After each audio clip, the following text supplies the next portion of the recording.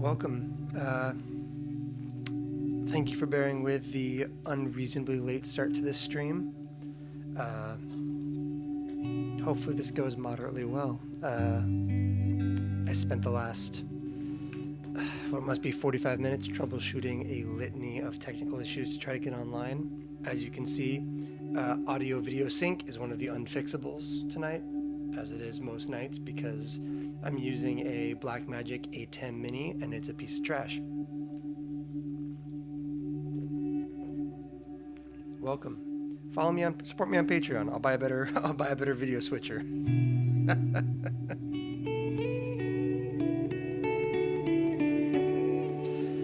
What did we do tonight? I realize that's not the question, but I feel the need to vent. So got set up, got all the lights dialed. We got a whole bunch of lights around us, which is awesome. Set up the camera, and it just was not working. Glitchy. The colors were all out of control, like tons of weird color distortion and peaking and awkwardness. And then like lots of like flickering and cutting out and stuff. And after a bunch of troubleshooting, I realized that it was the port on the A10 Mini, which is bizarre because it just sits on my desk and does nothing. So I switched ports on the A10.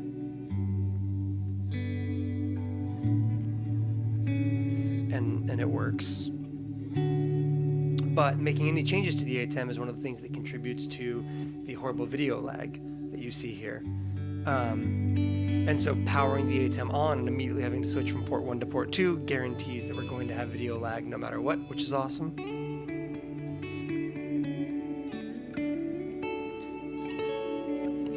I just built this little board right here a couple days ago, and it's lovely, and I was really happy with it. And I sat down to start putting together a little ambient loop to kind of kick things off tonight. And where is it? My microcosm became incapable of taking in input signal while recording the loop without horrible digital distortion, which I don't think is the microcosm's fault, because I often find that my Strymon power causes me irreconcilable pain at inopportune times. And this board behind us is being powered by 2 Strymon Ojai on one like transformer block. And that should be something that is workable. Like 2 Strymon Ojai on a single power supply is pretty much like what Strymon advertises this as, like, to be usable. That's like supposed to be what they do. The board is, for context, a Boss tuner and an Empress compressor, the preamp, an Old Blood signal blender. So far we've only got one pedal that's 500 milliamp draw, and then it was the microcosm, the Polymoon, the Immerse, which again 100 milliamps, Strymon Iridium, signal blender, blooper, and Dark World.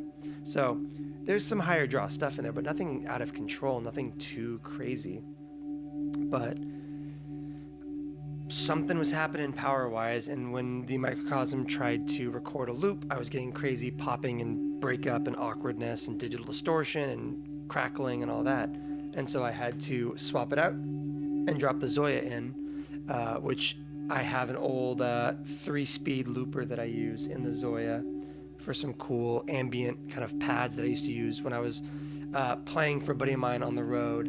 We didn't have a keys player, we didn't have a loop rig, and so I was kind of just covering a lot of like synth pads and guitar at the same time. So this is an old Zoya patch that I made a couple years ago for essentially such a time as this. It's a good patch. It really came in handy tonight, but we started things off with frustration against my camera rig, which was deeply frustrating. And I was convinced we weren't going to be able to stream tonight because like if I can't get the camera to work, then what are we even doing? Only to have my audio rig fail on me too. And I was like, oh, so this is how tonight's going to go. It's been like 2 weeks since I've streamed. Devin. I appreciate that. I am working on grabbing a Zuma. I think I have to. I just think it's the only answer. I think it's going to be a Zuma and maybe an additional one of those Furman power conditioners I got down below.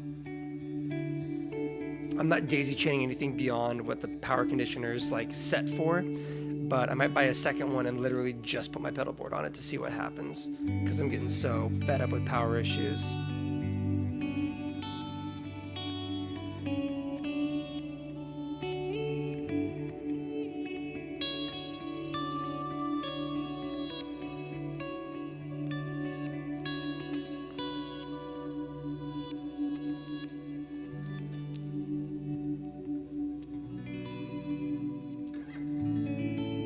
Anyways, the point is, Devin, thank you, and to everybody else, thank you for accommodating my rants about what appears to be unending power issues that I run into.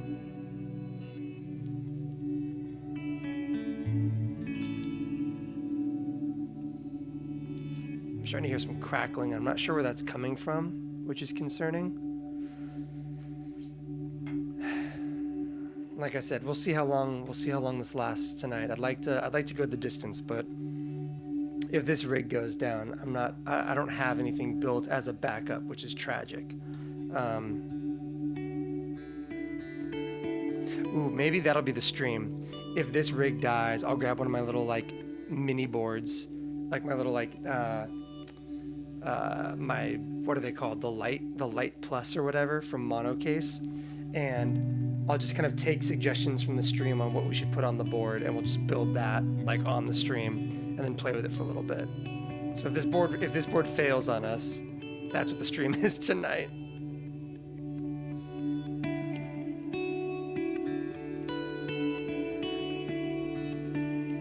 Hazel, that's interesting. I've actually had like I had my microcosm crash on me the day after I put up my like 2-hour demo on it, and it's the first time I'd had it crash on me since like the first week that I had it. It was really shocking, but like it's been a remarkably stable pedal for me, considering I do a lot of mode jumping and weird use cases with it, which is surprising to me. And I do a lot of like MIDI stuff with it, and I don't ever run into issues. So when I do run into issues, especially when I know it's my power, which it always is, because the Strymon Ojai stuff just, all it does is fail on me.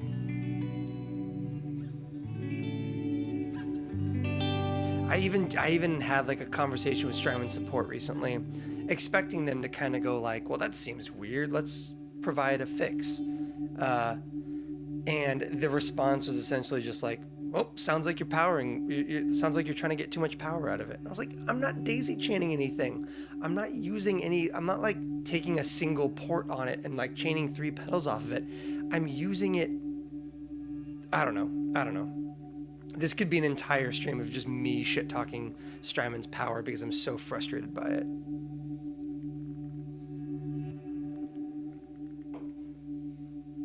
Hazel, I will say that I did unplug and replug in the I powered down and powered the board back up a couple times before we started, and I did specifically just unplug the microcosm a couple times and try to like see if that would reset it.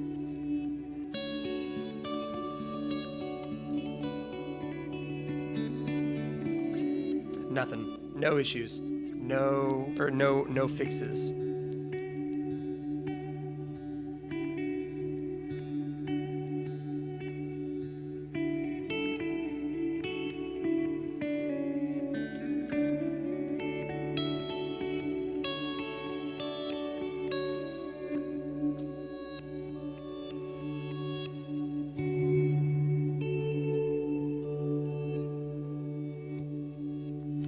So right now we are parallel blending the blooper and the dark world with the signal blender. No dry signal. So if we turn those off, our dry guitar is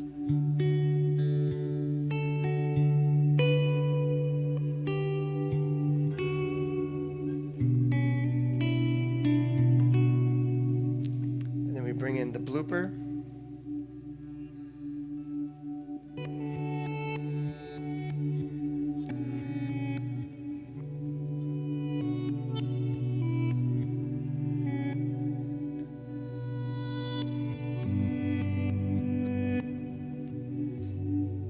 And we bring in the dark world.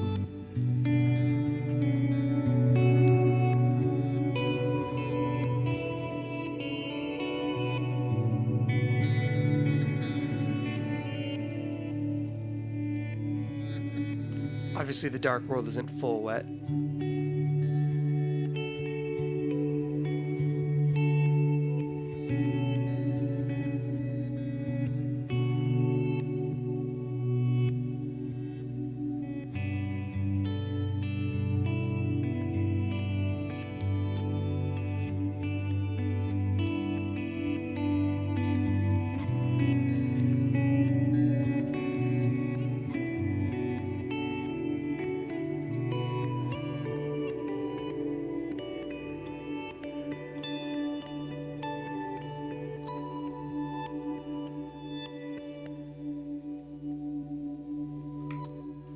Oh, I like how long that last little note took to come in. Let's see, we had the same problem with Walrus, Luminary, and Strymon Zuma. Fixed it using Gig Rig, Time Lord in between. I don't even know what the Time Lord is. Okay, yeah, Devin, I am heavily debating going the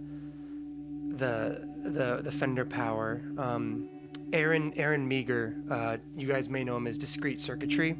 He's a really great kind of like semi-electronic, maybe he's fully electronic, ambient guitar or musician streamer on here. Great dude, really cool. I think it was him who was recommending the new Fender Power to me.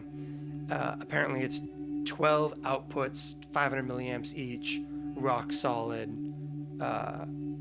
Which might have to be the move because I think that the Zuma's 9 and that's shy of anything I would ever need. Like this board right here is 1, 2, 3, 4, 5, 6, 7, 8, 9, 10. Technically 10 because I'm chaining the compressor off the tuner. But for all intents and purposes, this would be an 11 pedal setup. Absolute minimum, 10 pedal minimum, I should say, and that's too much for a Zuma. So maybe I go the Fender route. I need to talk to somebody about getting a little like Fender hookup, like getting in with like their artist department or whatever would be pretty dope. Let's see here, what else we got? Do I still use the Disso Plus? Hazel, yes. It's currently in chain.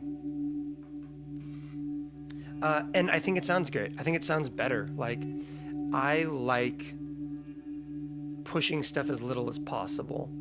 Like, I like to not have to turn pedals way up to get, like, the sweet spot out of them or to get, like, proper, like, levels out of them. I like to try to have everything when I'm recording meter at negative 12 dB before I start like mixing and like EQing and boosting and compressing in post. And the Disso Plus comes in so much louder than a DI does, and I find that really helps me not like get extra like floor noise from turning a Strymon Iridium or an ACS1 like all the way up.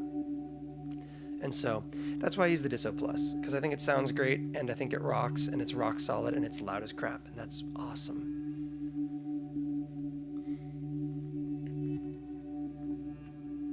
See, CPT, I know, and you showed me your board, and it's like a bunch of stuff, and it's all like high draw gear, and I don't understand why Strymon Power fails me so constantly and not other people.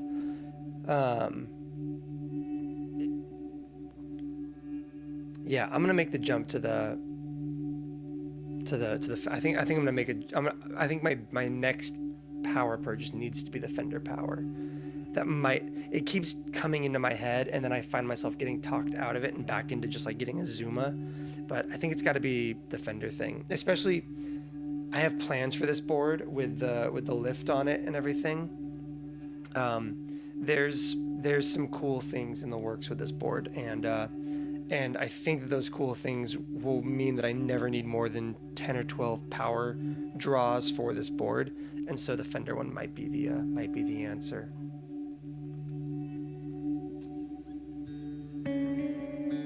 Hey, John.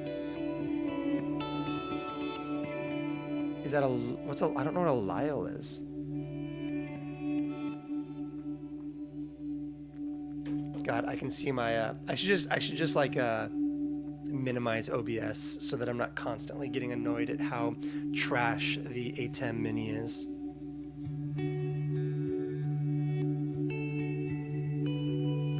Ooh. Payden, I'm assuming you meant a Saz. And if that's the case, well done. Sazerac, top tier cocktail. And great news, if you have all of the gear, if you have all the ingredients for a Saz, you are at worst, I think, one ingredient away from everything you need for a Vukare, which is my current favorite cocktail.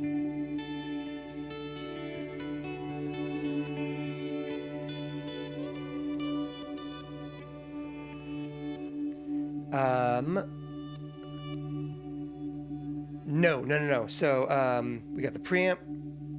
This is the Boss tuner, obviously. And then back here, we've got ourselves an Empress Compressor Mark II, which I love. Payden, what do you need? If you're making a Sazerac, you've got Visop Cognac, you've got rye, you've got Angostura, and you've got Peychaud bitters. A Vukare is 1 ounce rye, 1 ounce cognac, 1 ounce sweet vermouth, which I'm assuming you have, because anybody who's got the ingredients for Sazerac definitely has sweet vermouth, because the Sazerac's not their first cocktail with rye in it.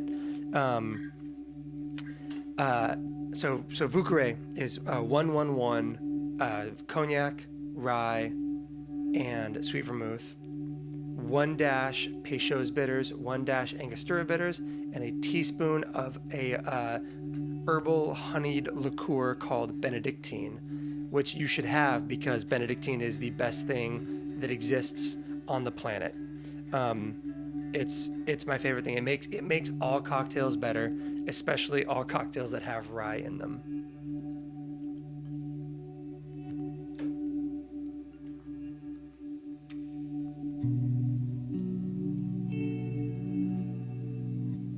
If you've got Benedictine, you have all the ingredients you need for a Vukare. I would have made a Vukare for this stream if I hadn't lost the will to live fighting with my rig.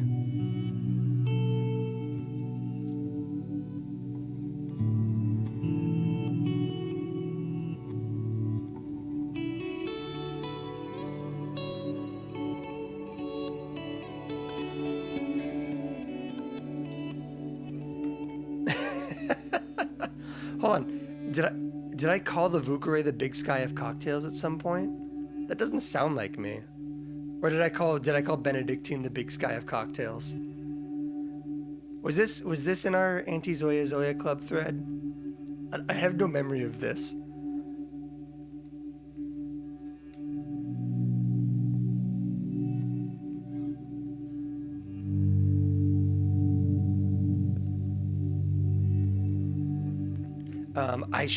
Hazel, have a great night. I agree that I should get a 1073. Maybe we'll make that like a sub goal or a donation goal at some point. Like, if we can get, what do you need? Like $2,000 to get like a BAE 1073. It would need to be like the 2073 though, which is probably like $3,000. That'll be when I make the jump to Twitch. That'll be the celebratory thing. Is we'll do a big like 24-hour ambient guitar Twitch stream, and it'll be raise money for an analog real world hardware 2073.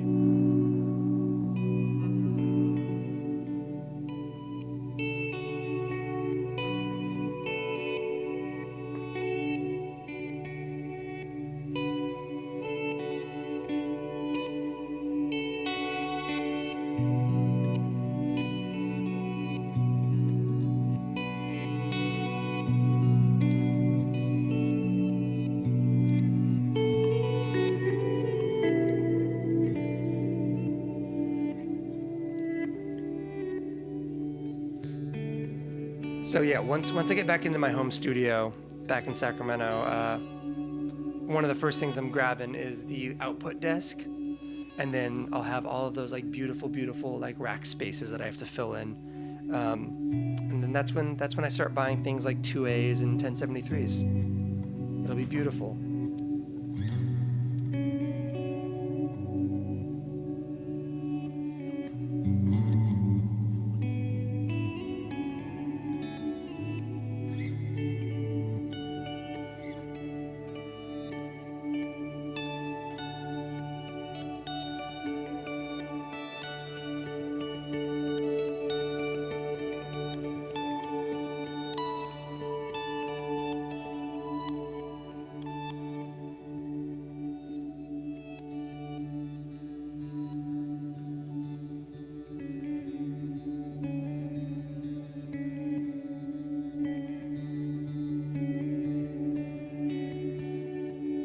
No therme going right now. It's where's my therme?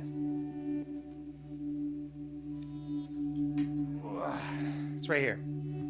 We can throw the therme on the board. Okay.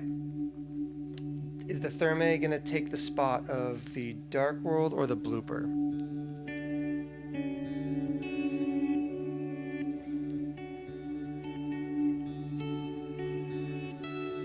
And Hans, no, because I only own one drum machine. It's the what is it? The Electron. I don't know. It's like the FM synth drum machine thingy they make, and I barely know how to use it.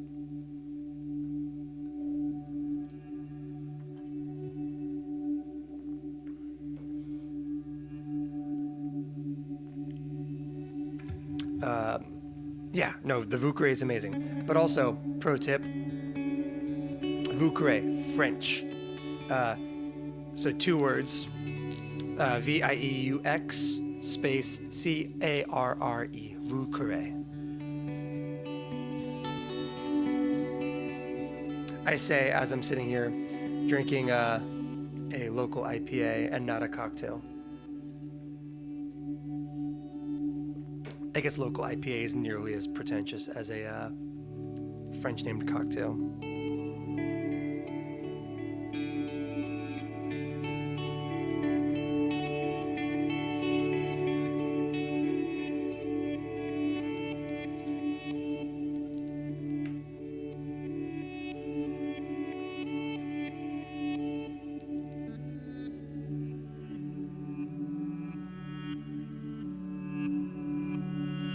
I wish the Signal Blender could like switch the parallel stuff. Dude, SS is back! Oh my god.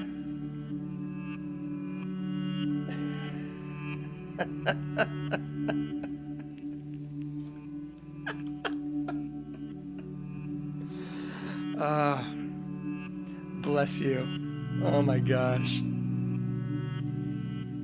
Yes, we need to. We should do a like cocktail and guitar hang with you, me, and Devon.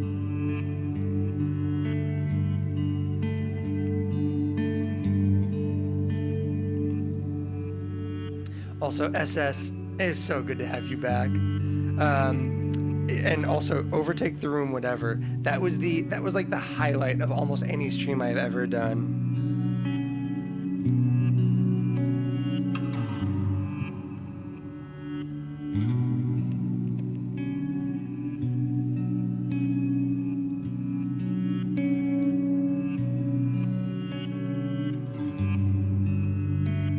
But also, SS, you don't have to take over the room, but I do want to know how the rest of your trip was. Because if I recall correctly, you took a lot of shrooms.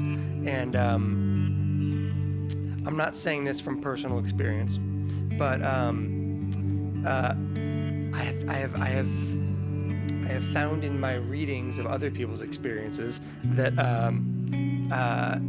it can kind of take a while to come back down. And it seemed like you were in the throes of it when you jumped into the stream. So I want to know how the rest of your night went.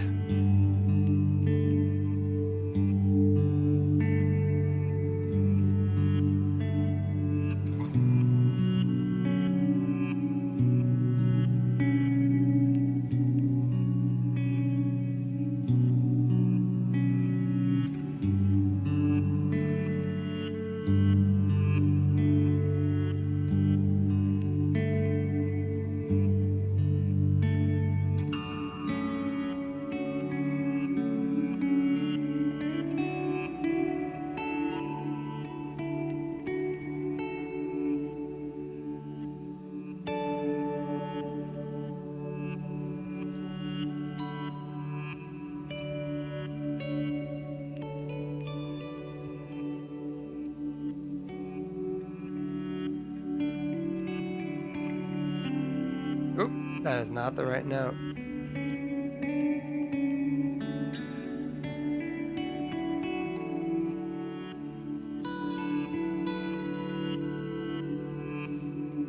I feel like certain guitars and certain pedals just play better together, and I think that this Jag and the Strymon Iridium are like fast friends. Like this Jag doesn't quite hit the same with the ACS-1, but it absolutely does in this context.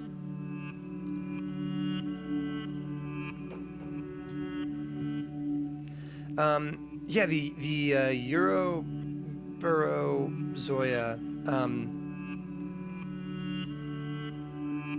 I see the value. I think I would get a lot of use out of it. I really want to. I would love to like get one in the studio for a little while and just kind of see how it functions as like the central brain of a pedal board. I think that's the value there.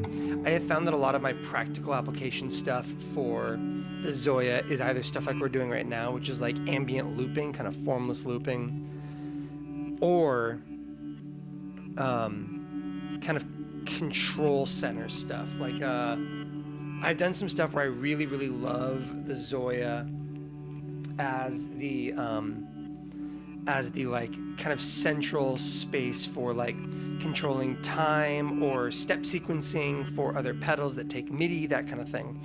And I think that the kind of more Euro-rack focused Zoya provides a lot of value there. Being able to use those ports to output control voltage or to output MIDI information, doing things like, instead of just like, you know, old blood ramping the like a parameter on the dark world or the gravitas just back and forth from like minimum to maximum or whatever, being able to kind of tell it like, at this tempo we want to go like step at 10%, step at 50%, step at 10%, step at 90%, like those kinds of more granular control, kind of like the EHX 8-step, but being able to control a variety of pedals at once and being able to do it clocked to your MIDI, I think is really, really enticing. And I think that that would be a really interesting and fascinating thing.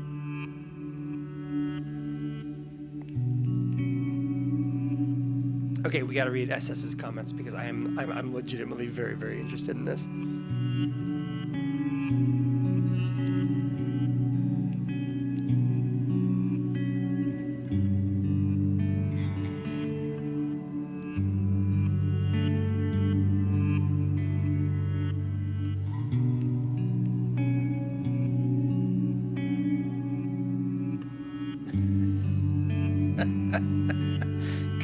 Ambient, I love that.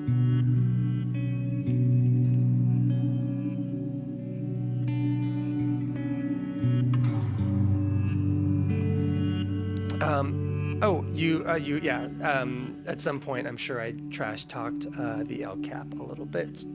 That does sound like me. I'm like looking around trying to see where I put my L cap.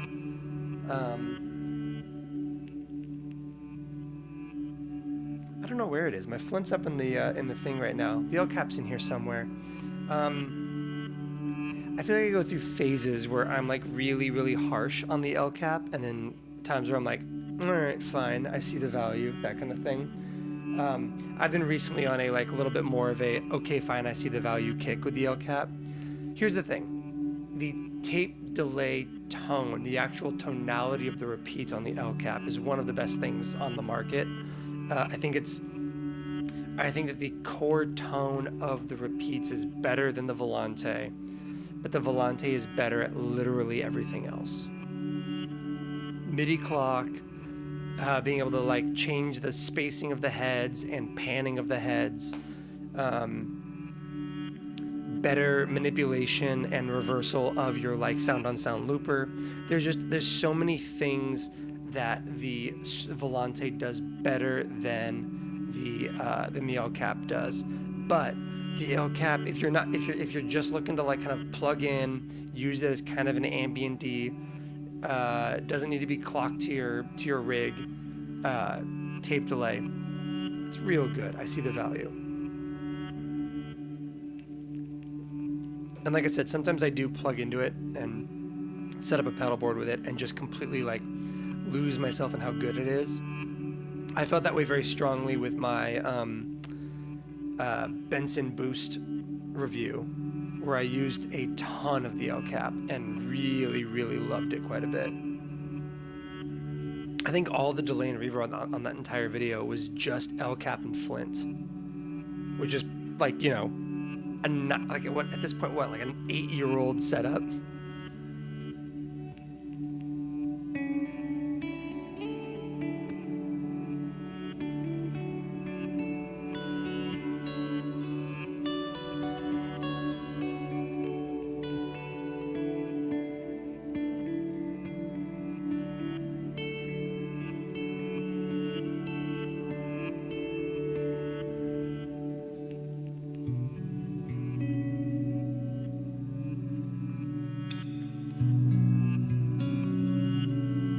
Nice and round.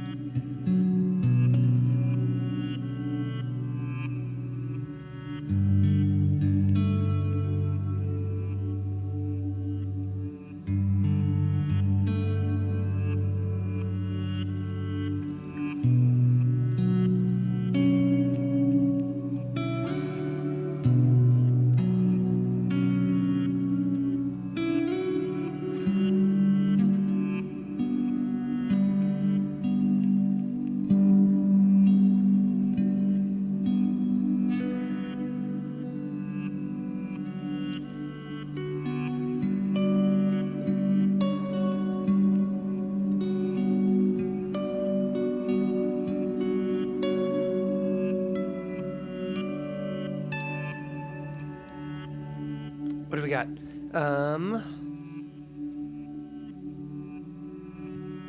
I don't own a Terra Echo. So I talk a lot, both online, I think, and kind of behind the scenes with people about how Boss is slept on unjustifiably. And the Terra Echo is one of those things. It's dope. It sounds awesome. It's super vibey. I don't own one. I probably won't ever because, you know, I live in this kind of like, I want everything to have MIDI clock world. But for vibe, it's like really cool. Someday I'll just buy like a crap ton of Boss pedals and just do a bunch of videos on just Boss gear.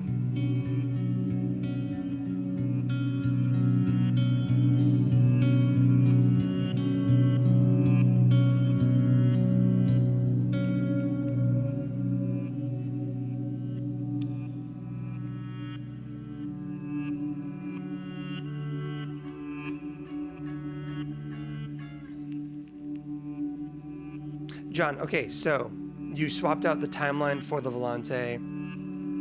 Other guitar uses an El Cap though. Probably the tape crinkle. Sounds way better on the El Cap than the timeline. That's the thing. It's the repeat tones. That's the problem. Is Strymon didn't put the magic, the sound, the thing from the El Cap into the Volante, because Strymon is weird about these things. It's infuriating. What else? I just hopped on. Welcome, Andre. I am using you can't see it because it's down underneath the riser. I'm using the Strymon Iridium. Yeah, I know that the boss slicer is where it's at. I've known that since Brady over at Old Blood made me aware of it on old Coffee and Riffs back in the day.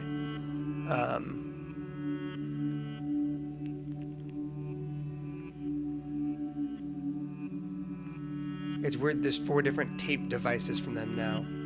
We've got El Cap, we've got Volante, we kind of technically have Timeline, we have Magneto,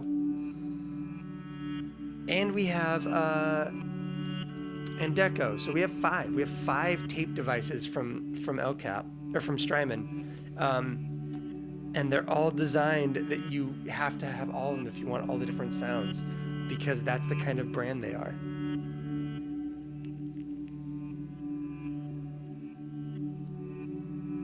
Yeah, the Deco's a tape machine. That counts. Dude, Peyton, everyone misses Coffee and Riffs. I want them to bring it back so badly. I really just want them to bring it back because I will die mad that I never got to do one. I was at NAMM a couple of the times that they were doing them, like, back at the hotel or whatever. And, again, I'll die mad about this.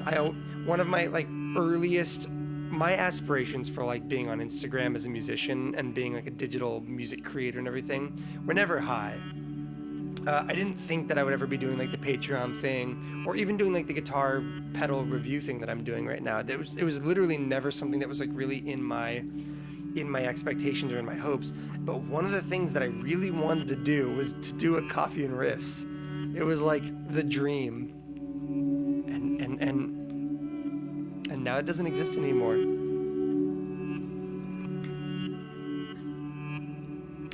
Yes, yeah, we'll be doing. I think I'm gonna try to put together the next Patreon guitar kind of ambient compilation record. I think I'm gonna try to find some time to do it this week. I'm not 1,000% sure that I'll be able to carve out the time this week, but that's the goal.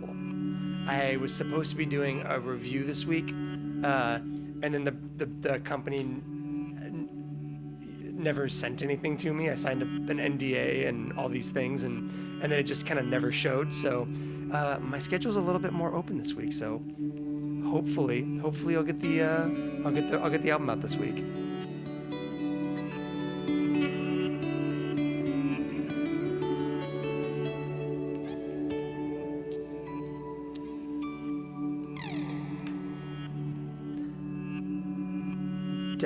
See, I know. I need to try a Deco. I've never played a Deco, but like it seems dope.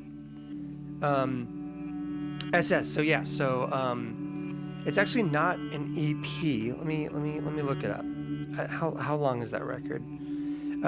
SS. So the context, by the way, considering you're somebody who has collectively donated like $50 to these live streams already, I have great news for you. I have a Patreon that's like $5 a month, which is much cheaper than what you're spending on these things. And I'm doing theoretically monthly, but the first one was in July, and I haven't done a second one yet. Album compilations of stuff from my reviews and my Instagram, as well as some like unreleased music that I'm just writing just for these things. The first one is 8 tracks, and it's a half hour long. 8 tracks, a half hour, and it's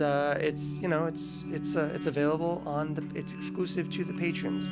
I don't put any of this stuff up on Spotify or anything like that. I don't know why, just because it's not what I'm doing. That's what Almanar is for. I've got the Almanar Music Project, and that goes on Spotify. The ambient instrumental guitar stuff is just kind of like for the people who specifically want that. I guess this would be a good time to point. Lower. There it is. That's where you can get a record, and in the next week or two, another record.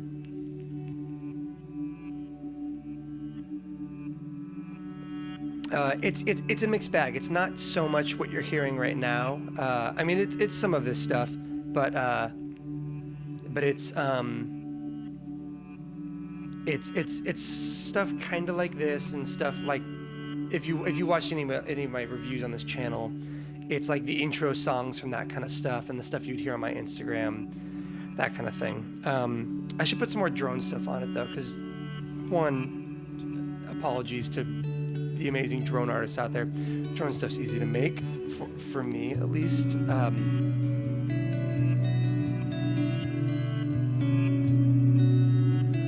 Oh, Nick, thank you. Nick SS. I saw nice and I read Nick for some reason. That's awesome. Very, very cool. And also, I could understand why you wouldn't have seen the Patreon last time.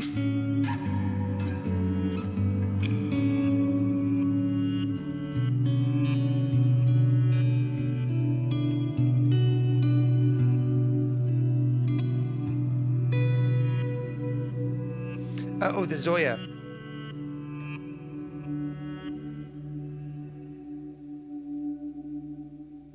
All that kind of like reverse wind sound guitar stuff.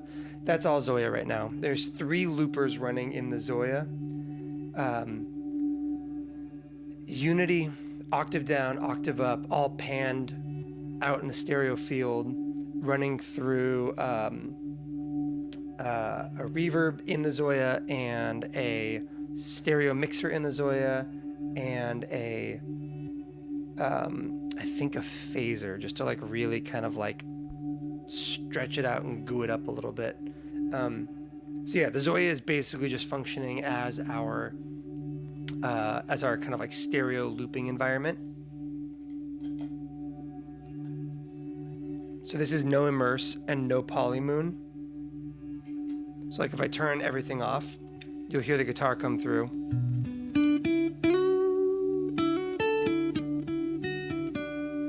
Very, very dry.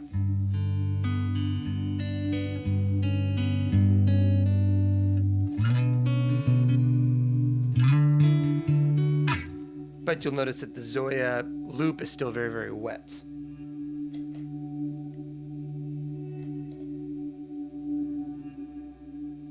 Then we'll bring in some polymoon goodness. Some immerse. And now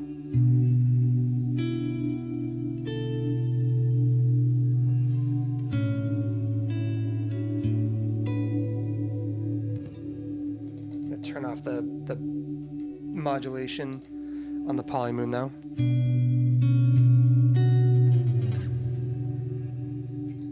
Bring the dark world back in.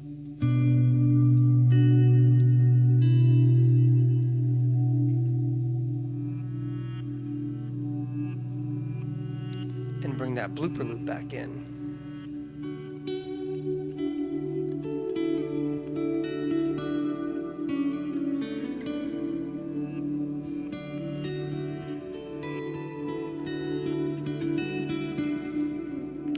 Let's see here.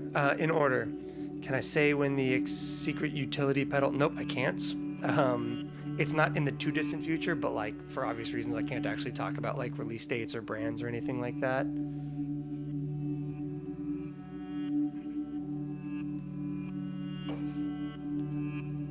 Next up, Jesse. Yeah, I play in D a lot. I think it's 'cause I like these like shapes.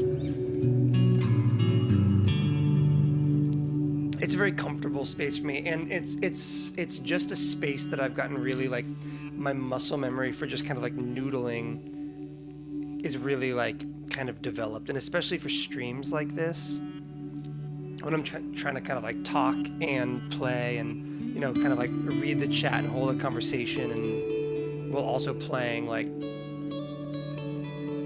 I find that D is like, it's like where I'm the most well versed, and I can kind of like talk and answer questions while I'm like playing at the same time, which is really nice.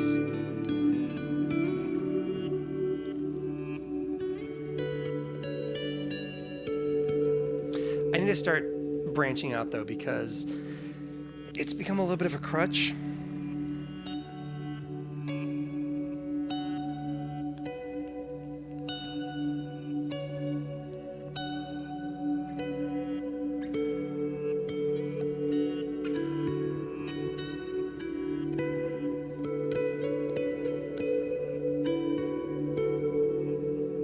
But it does sound nice. To me, it's the prettiest sounding key. It's got that right combination of melancholy without being like morose. Yeah, it's quite nice. I really love it. I haven't. Let's see, what else we got. Do I own any hollow or semi-hollow guitars? I have.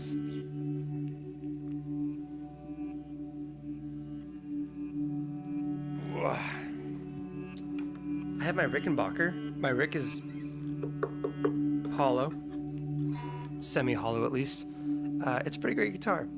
It's early 90s tuxedo-y Rickenbacker 360-12, which means it's technically a 12 string, but it's only strung up as a 6, and it's always been a 6.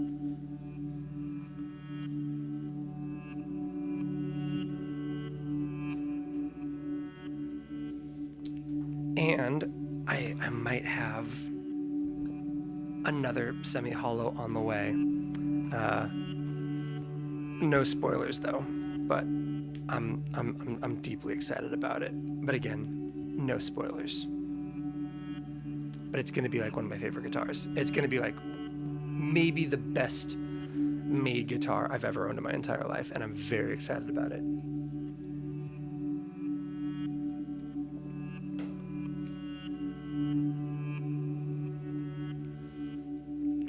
I haven't incorporated any Electron stuff into my setup. Like I said, I've got their FM drum machine thingy, and it's really cool, but I suck at it, and so I don't like bring it into the fold for this kind of stuff. I don't know. Eventually, I'm gonna like make myself learn some of that stuff, but I have a job and this and a kid and a wife and a remodel and all these things, and a pretty stacked demo schedule these days, so it's really hard for me to like learn a new discipline like FM synthesis, which is brutal.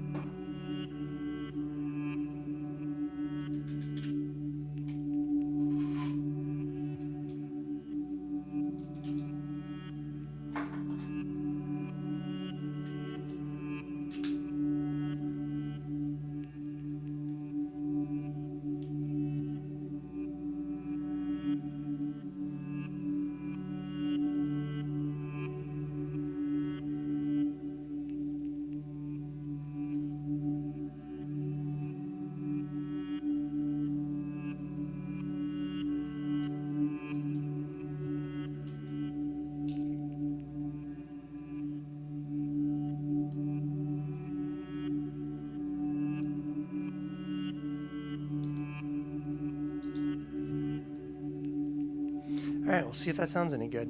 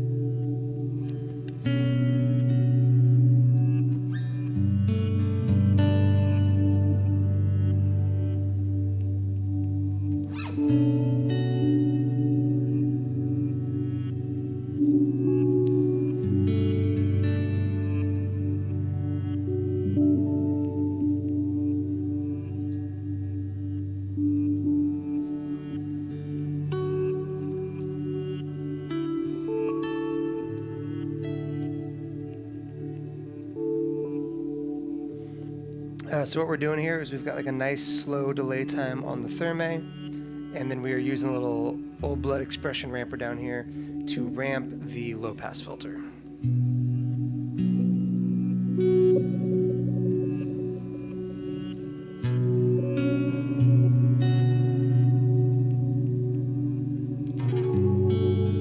Ooh, there we go. Now we're using it to ramp the filter quickly.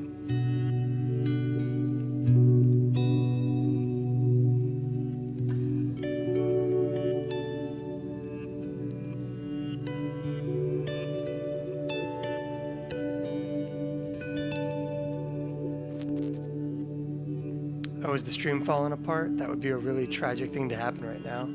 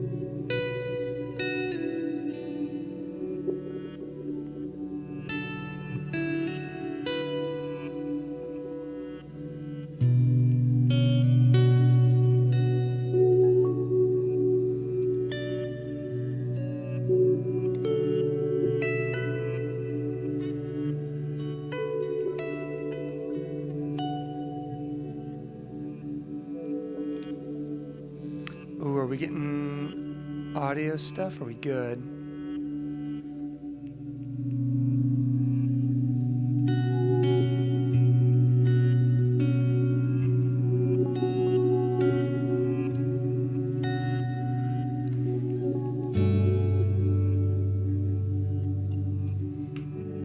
I really like that vibrato that low pass filter is getting. I guess it's more like harmonic trem. So we're gonna open it way up.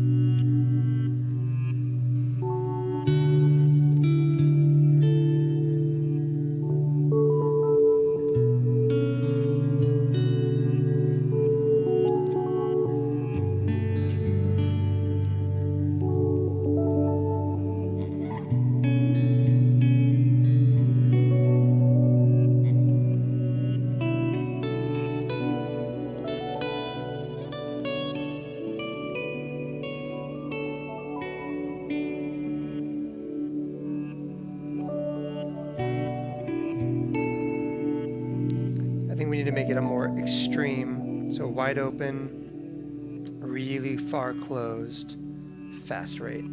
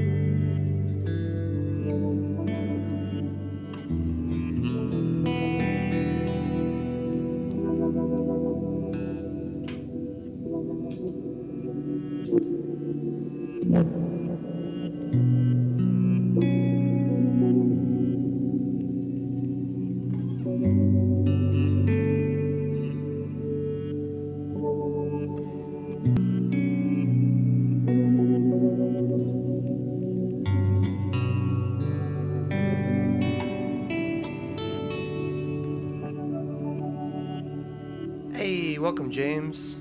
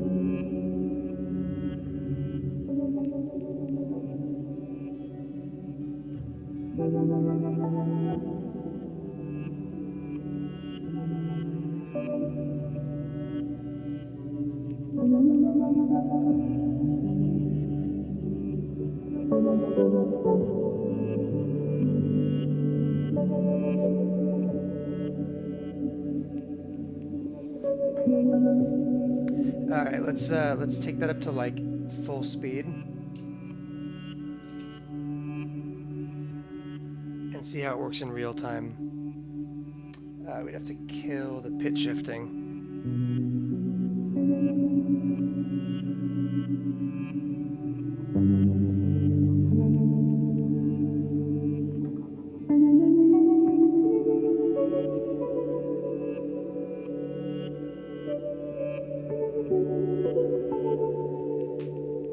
That's kind of nice.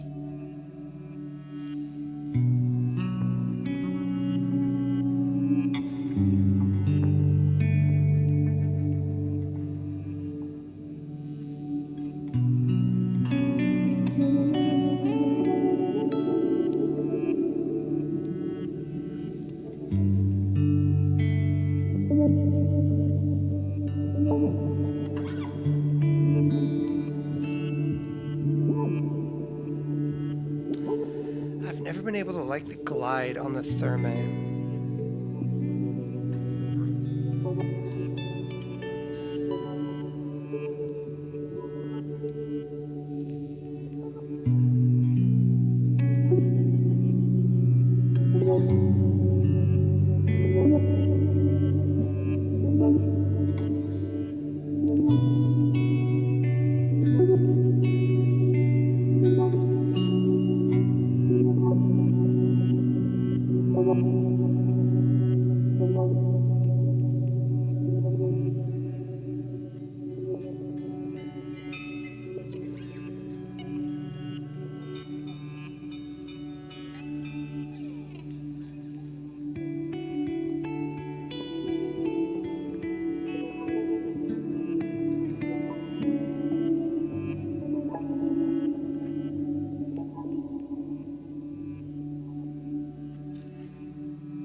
Alright, what else needs to go in the signal blender? We are taking suggestions.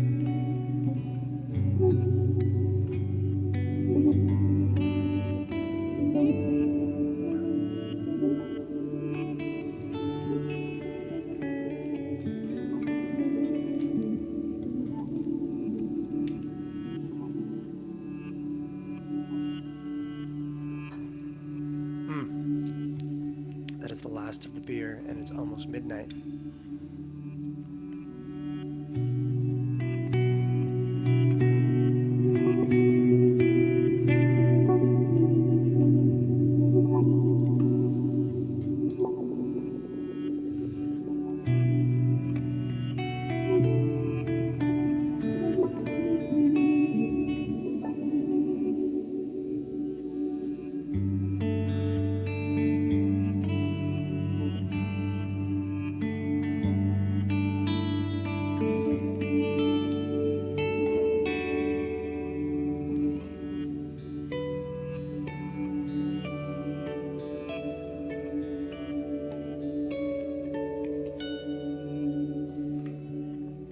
Actually, I know what's going in the signal blender.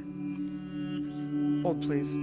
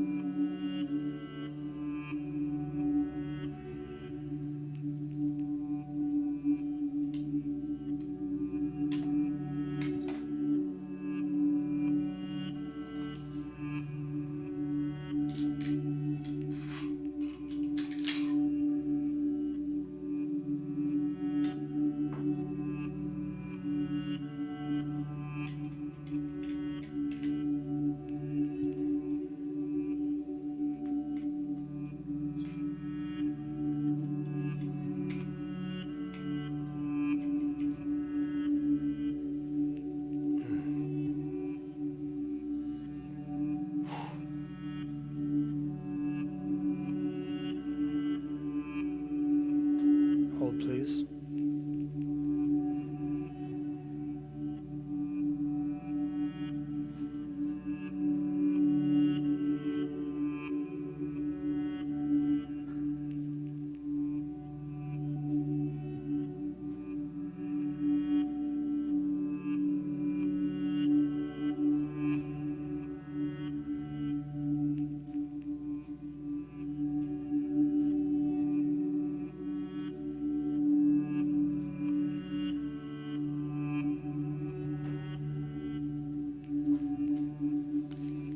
Oh no, I'm seeing my bit rate kind of like start to fluctuate in dangerous ways.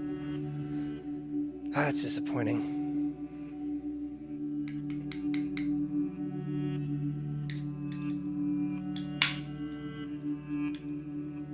We are feigning healthiness now. We are drinking kombucha-ish. But we we're offsetting fake health with real love. And that is the love of the Quiet Theory prelude. So no prelude.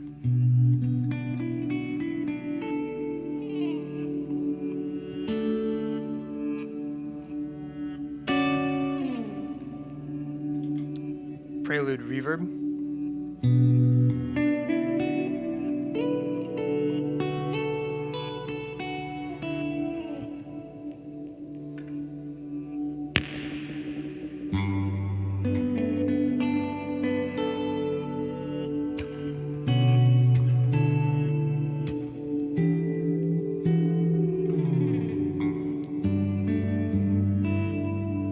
I love it so much.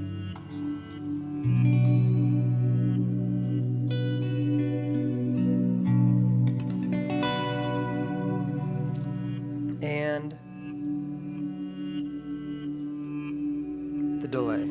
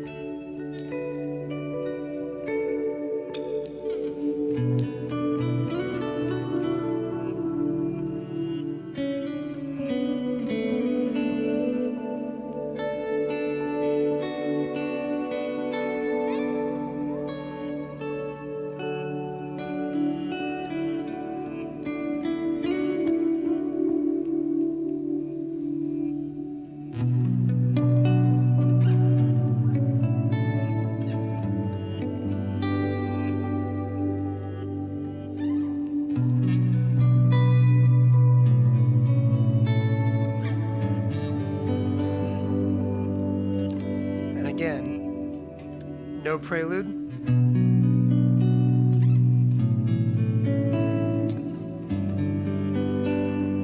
Even with the immerse and the polymoon on, you can hear a difference.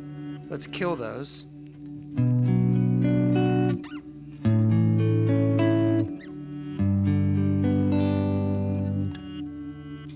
Prelude.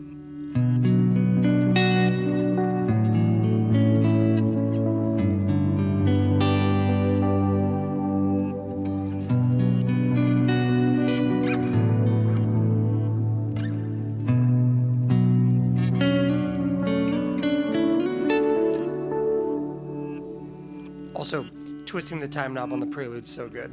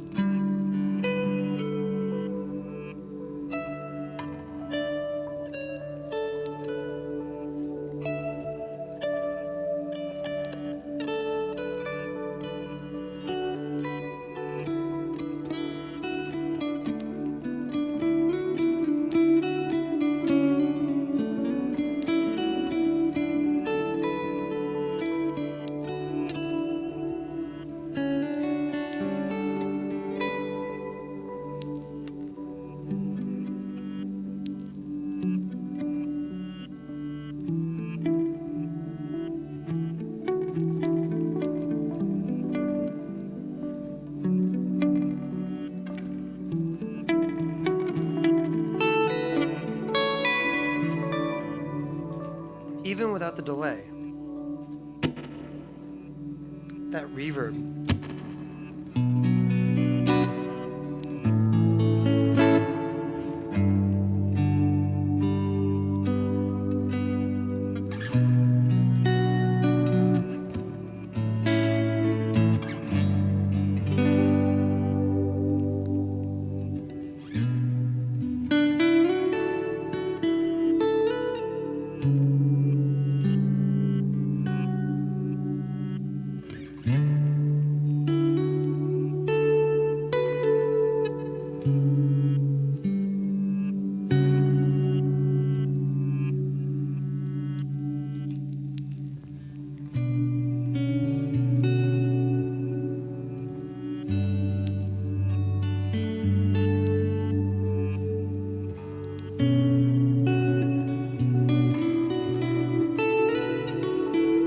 Also, hearing those two together, it really does, those two, sorry, being the prelude and the immerse, really does make me understand why that's Brian's touring setup. Like,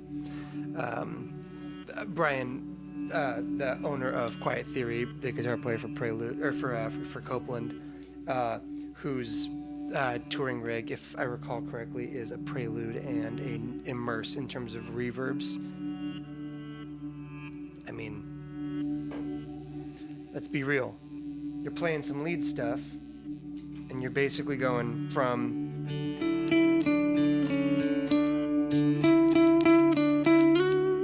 to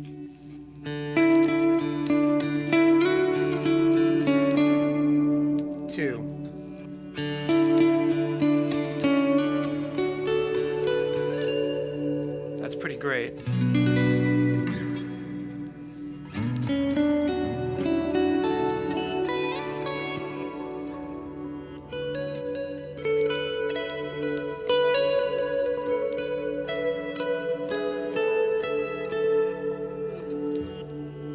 Great.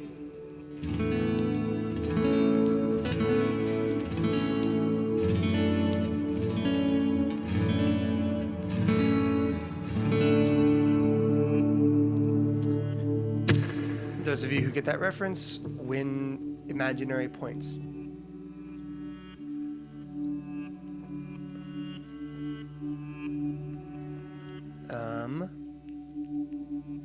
Tyler wants to know if I would give you guys a chance to look at what my preamp Mark II presets are in this stream. I mean, it's nothing special. Silicone, fuzz off. The Q is at its widest. The mids are post drive. And then it's basically volume just north of center, treble right at center, mids kind of low mid, and I'm cutting them. Or sorry, I'm reducing my low mids a little bit, but the low mids are actually very low. Bass is a little bit higher.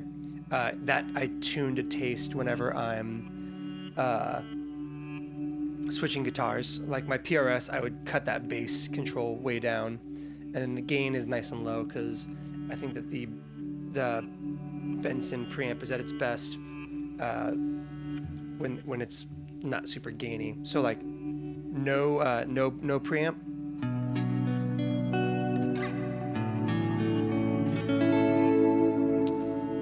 Preamp.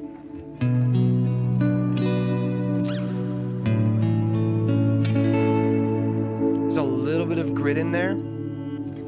Like you can hear.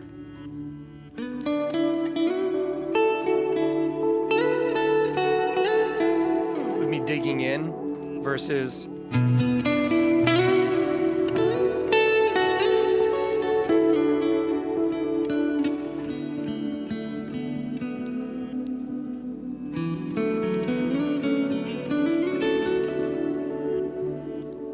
so it's some slight stuff, etc., etc.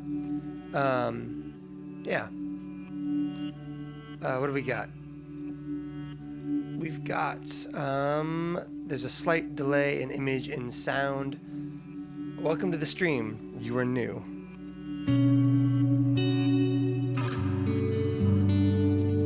That delay is a variable number. It never stops changing.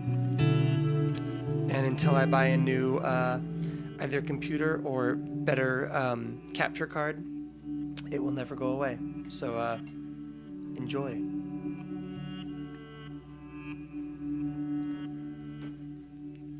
But also, thank you. Thank you for tuning in. I didn't mean for that to be as snarky as it was.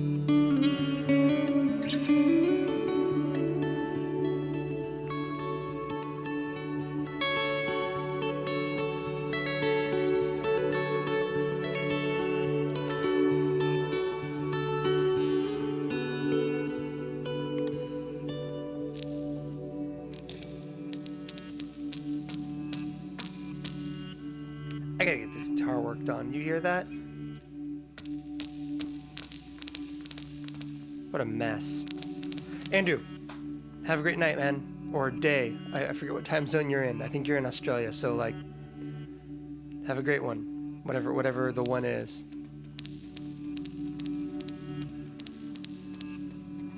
You hear that?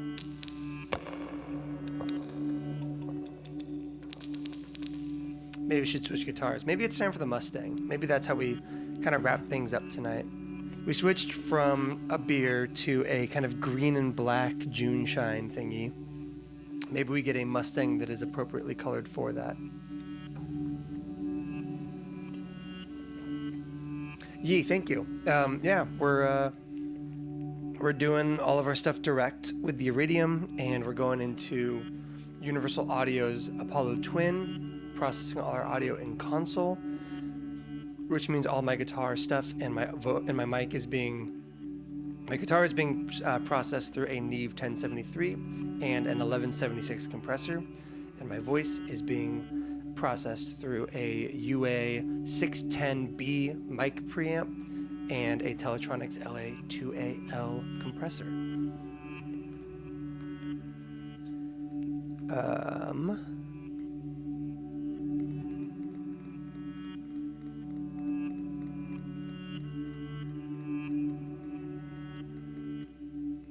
There you go. Tyler's got it. If as long as you close your eyes, everything is okay. We're switching guitars because I'm gonna fingers cross. Actually, but we're not going to the Mustang. I'm calling an audible.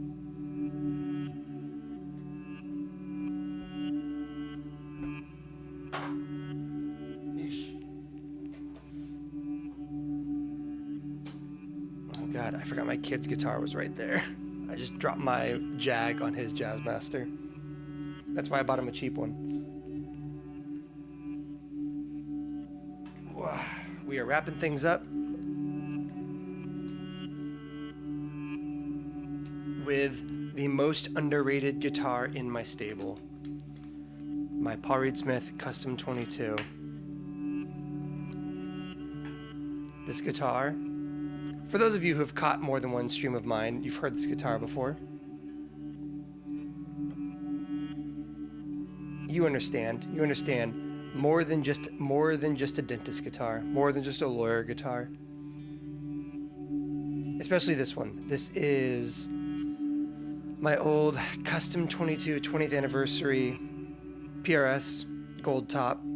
I've had it since I was 18. I'm in my mid-30s now, so for context. These are DiMarzio 36th anniversary PAF low output Les Paul style humbuckers. And there is a coil tap on the neck. And let's roll the bass back on the preamp. And this is what that sounds like.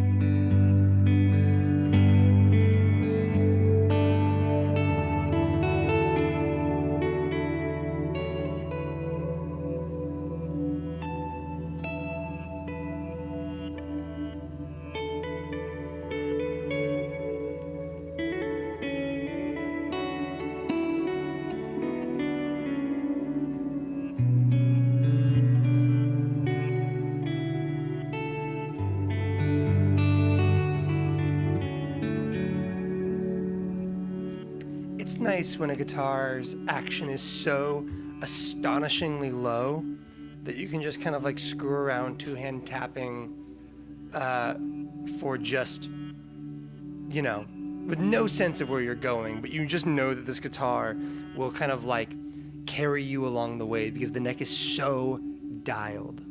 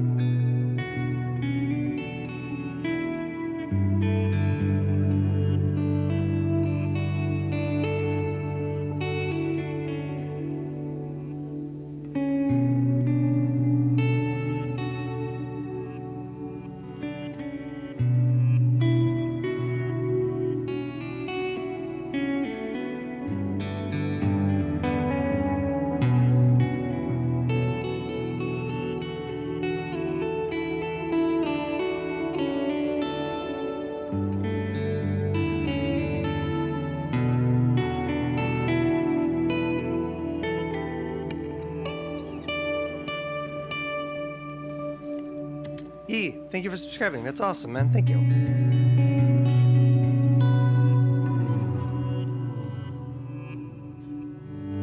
Tyler, what are my thoughts on Novo guitar? I really, really want a Novo.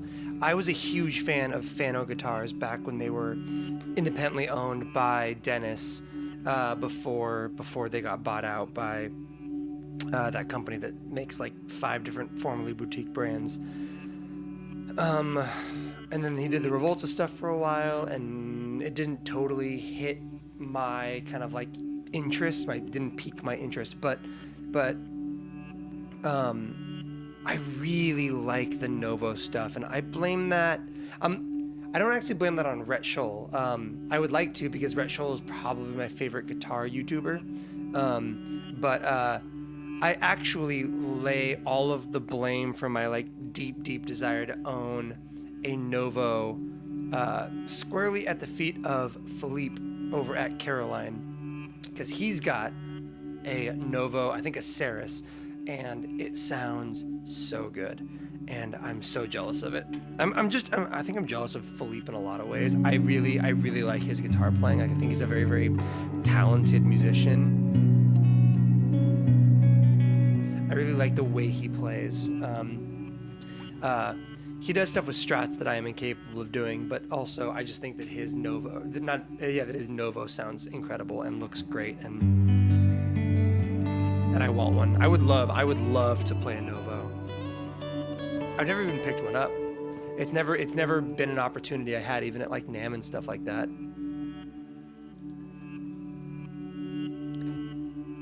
What else do we got? Specifically the Mirus. I don't even know what the Mirus is. I think I just know the Ceres. Heavy Bones wants to know why I don't have any Star Wars Legos in my studio. 3 reasons. 3 reasons. Maybe 3 reasons. I might improvise a 4th reason. We'll see. Reason number 1. This is not my home studio. This is a guest room at my parents' house that I am operating out of whilst we remodel our house. Reason number 2, I have a 1-year-old, and Legos are what we in the business call a choking hazard. So, and reason number 3, okay, yeah, only 3 reasons. Reason number 3, I don't care about Star Wars. The original movies were good. Nothing since then has been. I apologize to the stream, I assume. But good Lord, like, that I don't know. I didn't see the one that everyone hated, and I probably would have liked it because I'm a contrarian. But the Rian Johnson one. But I saw I saw the one before it, the one that was just a redux of A New Hope, and then I saw the last one, the the last one with where what's his face returns, the big baddie, and that was the worst movie I've ever seen in my entire. That movie was so bad. Like the New Hope redux was bad. Like that was not a good movie. I did not like whatever that one was called. The Force Awakens, is that what it was called? Yeah, I didn't like it. It was not very good. But like it wasn't offensive, it was just lazy.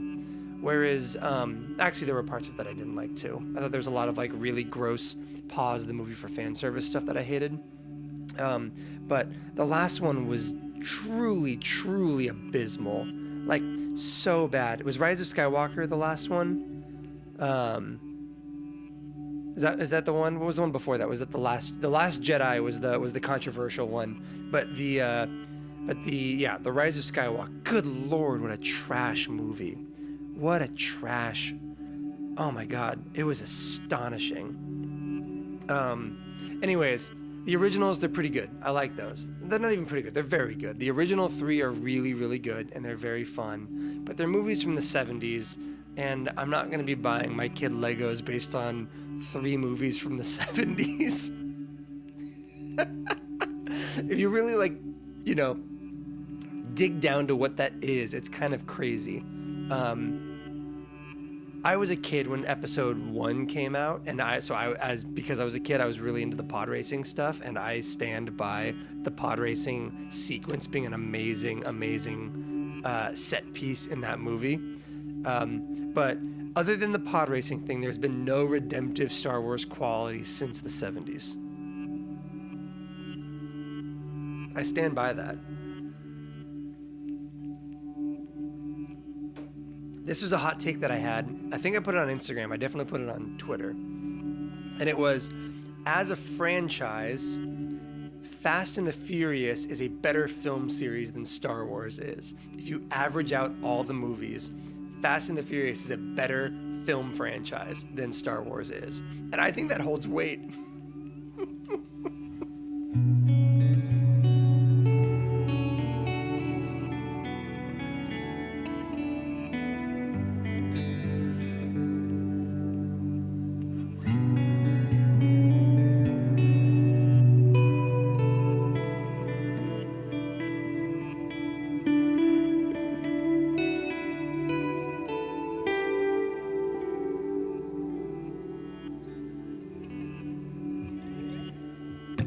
All right, what do we got? A Quiet Haunt says there's too much of it. I'm assuming you mean Star Wars movies or Star Wars content, and you would be correct. Jesse, I don't think you need a PRS. I got mine, like I said, when I was like 18, because when I was in high school, nu metal was the height of cool. I mean, not culturally, but like for people like me who really liked Limp Bizkit and Linkin Park and all that stuff. That was like the jam. And I really loved Paul Reed Smith's, because all of my favorite bands, Linkin Park and Chevelle and Limp Bizkit and everybody, were using Paul Reed Smith's like crazy. And I and then I've had this guitar ever since, and it's a great guitar. But not everyone needs a Paul Reed Smith. Alex, dude, thank you, man. What do we got? Am I using the... Yes, yeah, all the looping stuff you're hearing right now is all coming through Zoya. Like, the Immerse and the Polymoon are off. It's just the Zoya looping through some dry guitar stuff right now that is being processed, obviously. And then Immerse... Polymoon.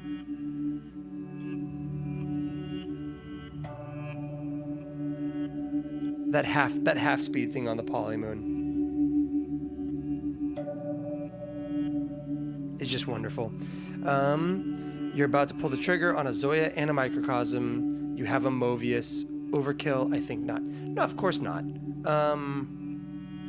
The Mobius is a it's a multi-mod, and it's got a bunch of great stuff in it.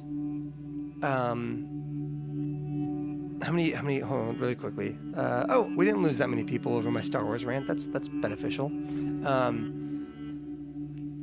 I think the Zoya and the Microcosm also do very different things.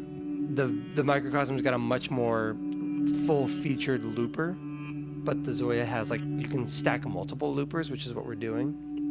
And you can pan them in your stereo field, which is really helpful.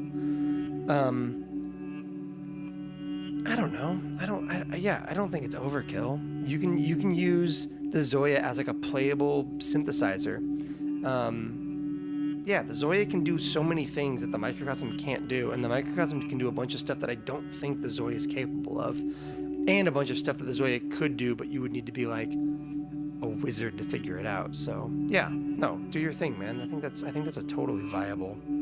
I want a Mobius only for the lo-fi stuff, the record scratchy destructor mode or whatever it's called.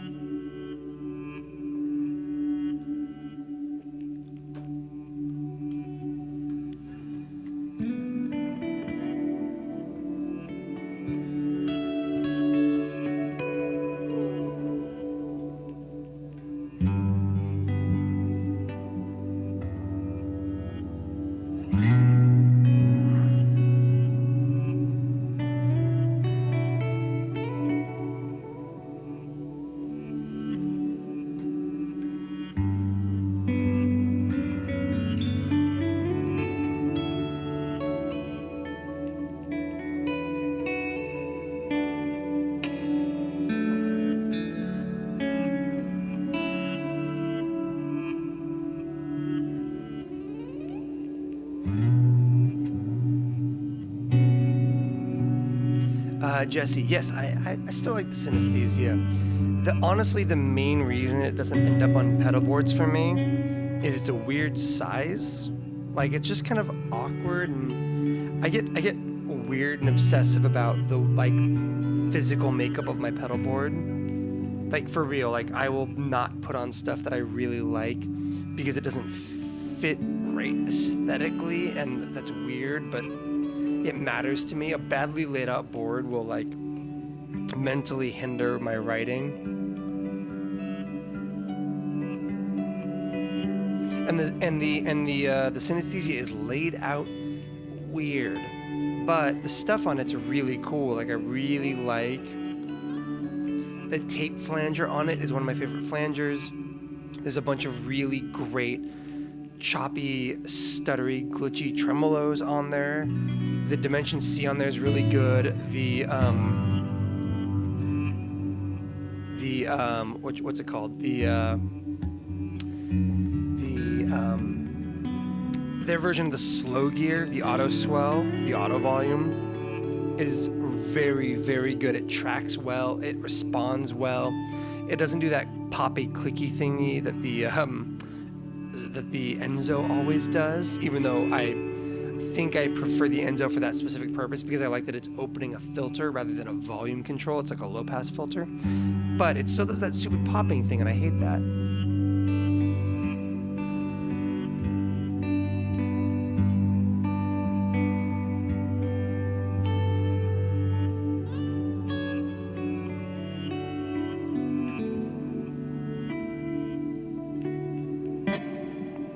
That was so pretty, and then I fudged it.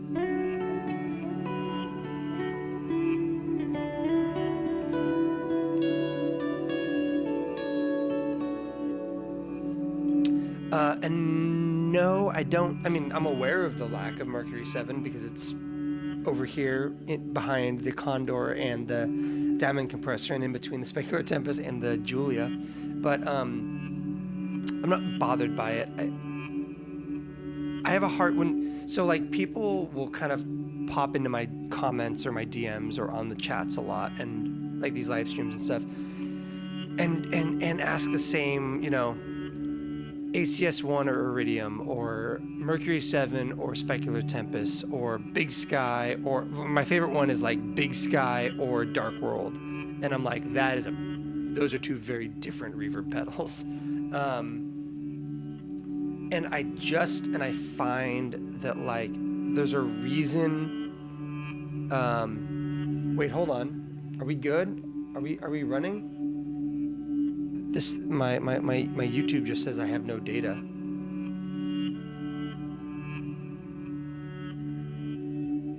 Let me make sure that we're not dead. We're not dead, right? Can somebody confirm that we're not dead? Oh yeah, no, we're working. Let me make sure that we're not dead. Okay, we're good. We're good. That made me very nervous for a second there. God, I can't wait to get back into my own studio. Oh yeah, so sorry, I was in the middle of a rant about not comparing things, but also part of why I'm not good, why I don't like the comparison thing, is one, I think different reverbs work for different people based on their rigs and the other pedals they're using and their chain and all these other things, but also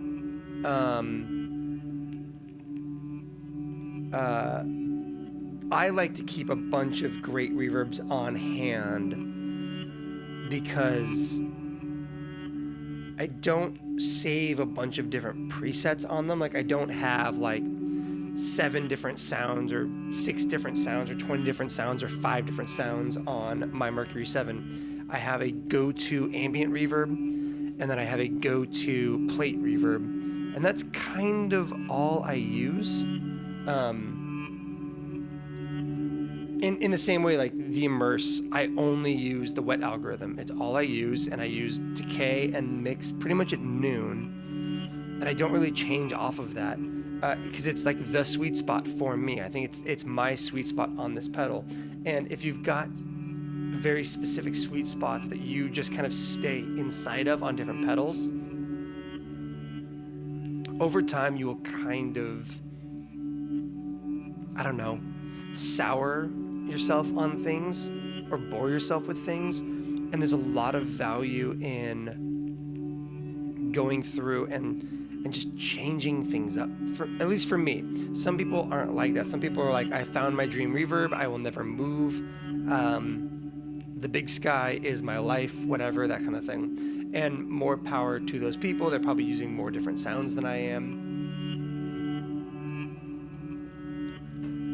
Or they might have a different application, but I'm writing a couple of pieces of original guitar-driven music every single week.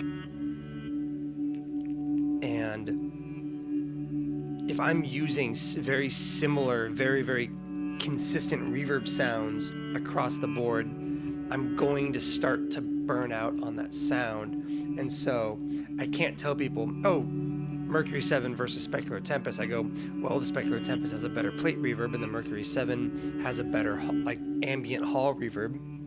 But also, there are times where I just don't want that Mercury 7 sound. I want the immersed sound, or I don't want the immersed sound. I want the Big Sky cloud sound, or I want the, or I just want to plug the Prelude directly into the Vinny and write almost equally ambient music in that setup, and just force myself into it. And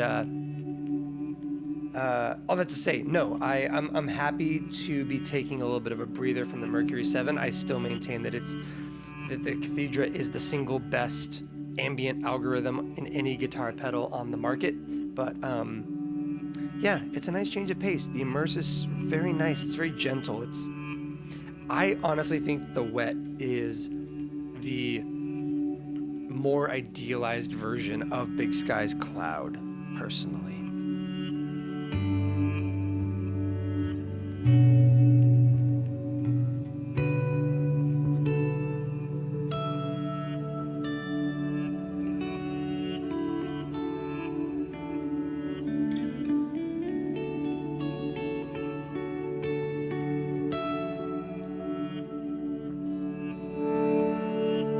Aiden, my toothbrush is black. It's one of those like Sonicare automatic ones, and it's black, and it's effective. What's happening? Alex, we are drinking Juneshine hard kombucha because we are feigning health because we're out of beer. That's the actual answer. As I have no beer left, and so I'm drinking kombucha and then going to bed.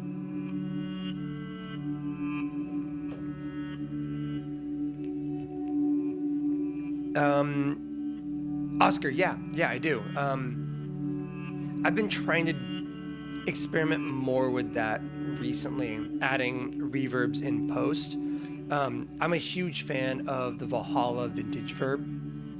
I think that the Valhalla Vintage Verb might actually be the best reverb algorithms ever made. That's why when I talk about the Mercury 7, I'm talking about in pedal format, because you can't get the Valhalla stuff in a pedal.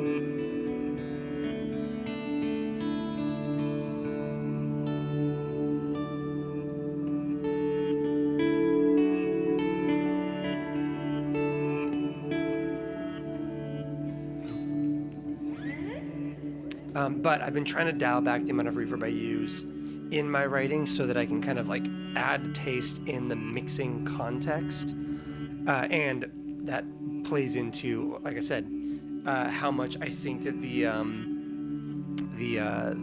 Valhalla Vintage Verb is amazing, and it's not that expensive for being the best reverb on the market. What else we got? Alex, yes. If you're talking about Washington State, I'm a big fan, and we will totally do that. Depending on where in Washington you are, because there are parts of Washington that are not great.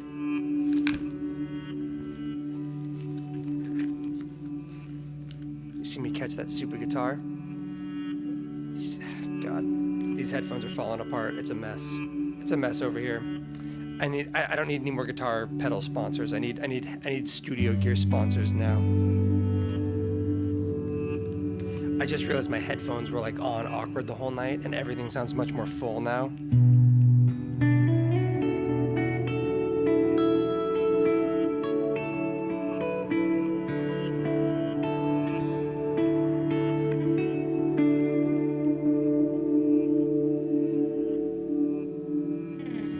Dude, Paul's here.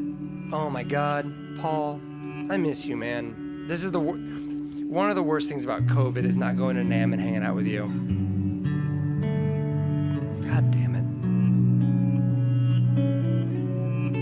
it. I love that we said Washington one time on the stream and you showed up. God bless you. The Pacific Northwest represents effectively.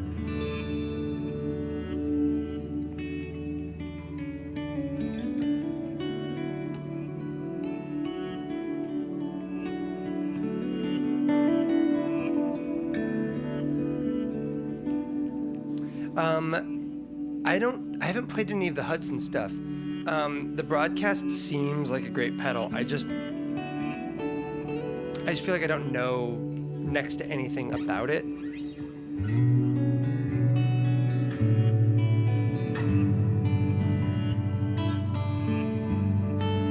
Aiden, you are correct. West Coast, Best Coast. Maybe. I mean, we don't have hurricanes, which is great, but I'm in Northern California, which means climate change has pushed me into a late summer is just smoke every year now, which is not great.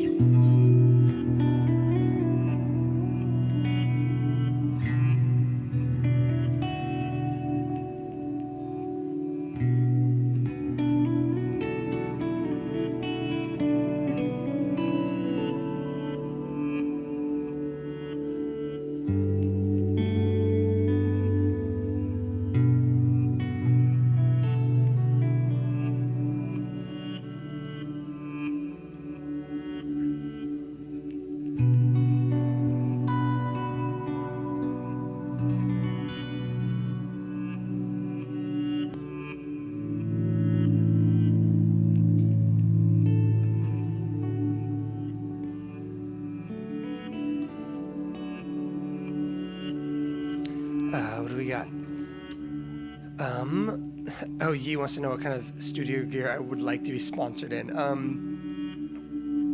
mean, if I'm blue skying rack gear, I need some analog 1073s. I need a couple of 2As. That's the stuff. I've got pedals. It's all out of frame right now, which is unfortunate. We just got the board here, but we got pedals over here. We got pedals over there. We got guitars. I love it. It's amazing. It's part of my jam, but I need to start upgrading the rack gear in the studio. Analog 1073s, a better interface. I mean, I've got an Apollo Twin, but I need more inputs. So, if we're just fishing for sponsorships here, if anybody here is friends with anybody over at BAE, I could use some overpriced 1073s, please.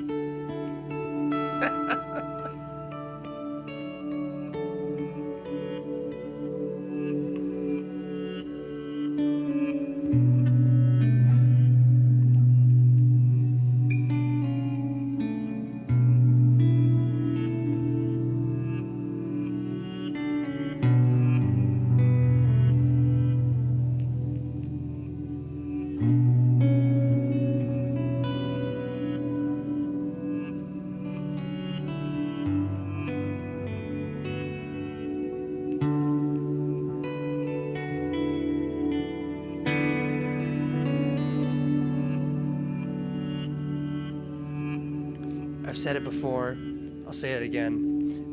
I think I said this on a previous stream. I was talking earlier about how well set up this Paul Reed Smith is, and it makes me just feel like I'm invincible as a two-hand tapping person, which I am not. But this guitar actually kind of makes me a semi-irresponsible guitar player because it's so easy to play that I find myself being like, oh yeah, I can do what Yvette does, and I can't do what Yvette does. No, because no one can. Normally in my life, I'm trying to do what Yvette does at like 1/10 speed, but then I pick up this guitar and I go, let's shoot for a third.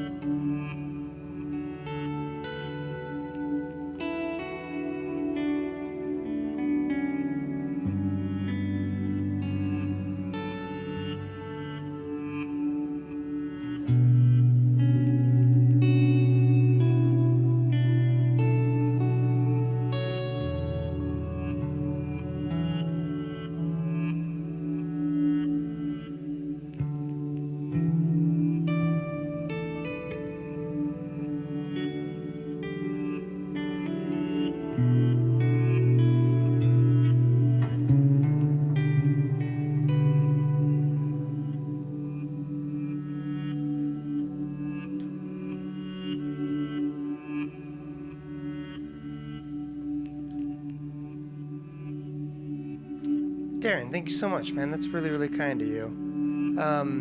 Thanks for checking out the channel and sticking around. I appreciate that.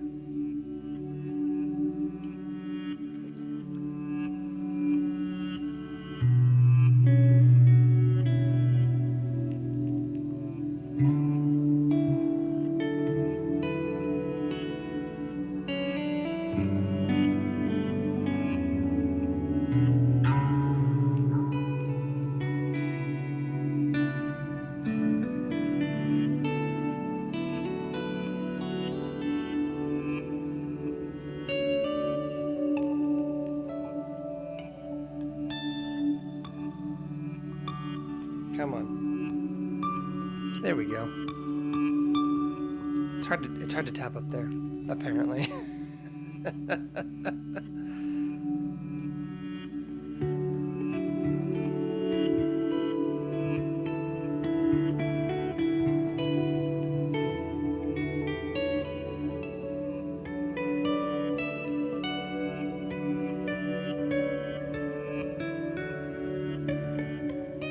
Nope.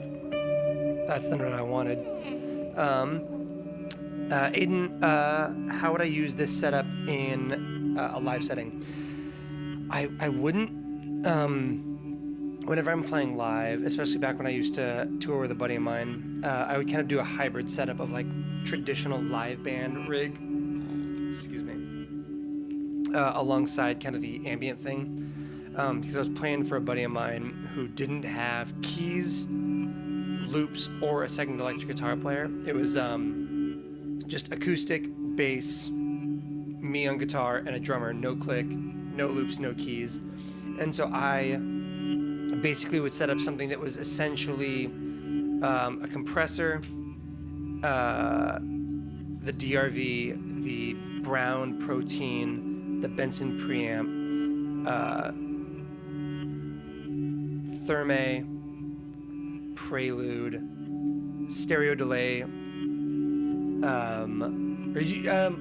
stereo delay, stereo reverb, and then some sort of looping pedal. If I was playing into an amp, I would put the blooper there, and then amps or stereo amp sim or whatever. And the idea was that I could kind of like effectively build pads for kind of keys and synths and stuff, and then play over top of it with my more traditional, you know, the blue channel on the Protein and an analog delay and a simple reverb and that kind of thing. So I would kind of build like gig-specific hybrid setups. I would never kind of endeavor to take like a proper ambient board to a real gig that wasn't calling specifically for like solo ambient guitar nonsense, which is what we're doing here. You know, it's dress for the job you want, but in a pedal board context.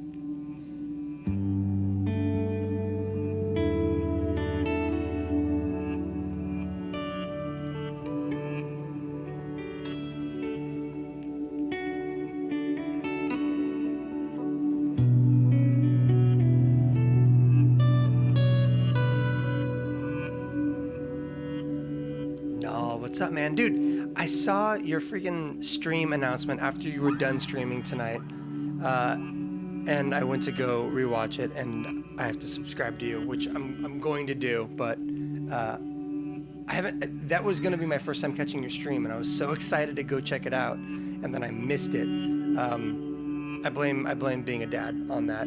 I don't know if that's fair or not, because I don't remember when you posted your thing, but when I saw it, I blame being a dad. But I'm going to catch one of your streams one of these days, I swear.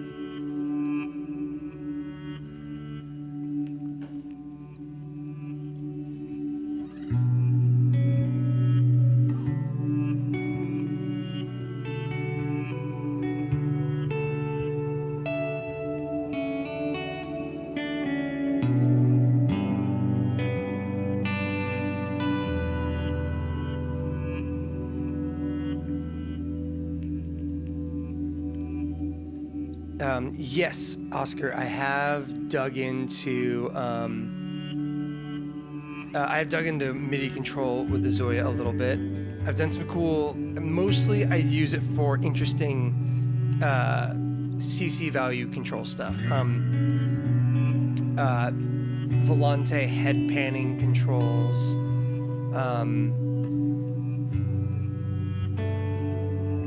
step sequence versions of ramping for Chase Bliss stuff, that kind of thing.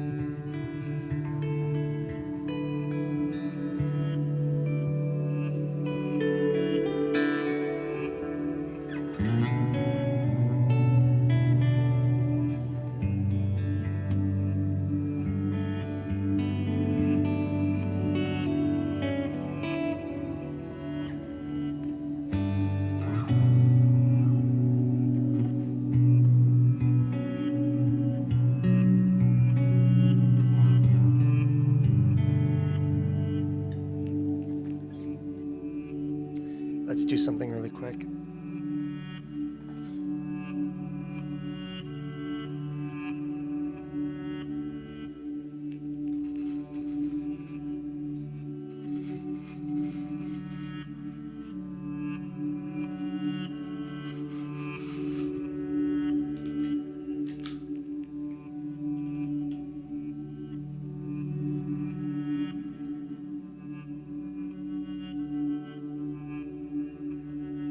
Oh, that's kind of cool. That's not what I was going for, but that's kind of cool.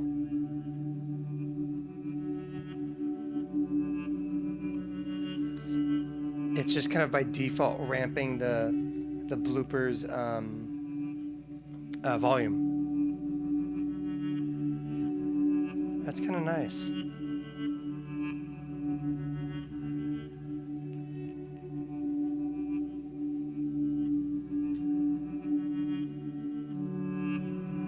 But I wanted to be ramping the stability.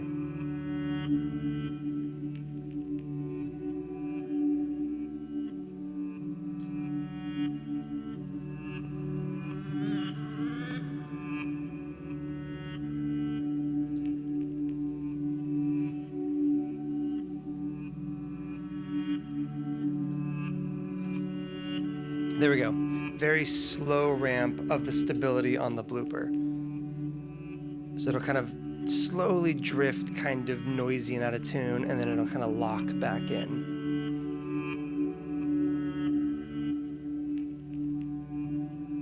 I like that. That's quite nice. No, have a good night, man.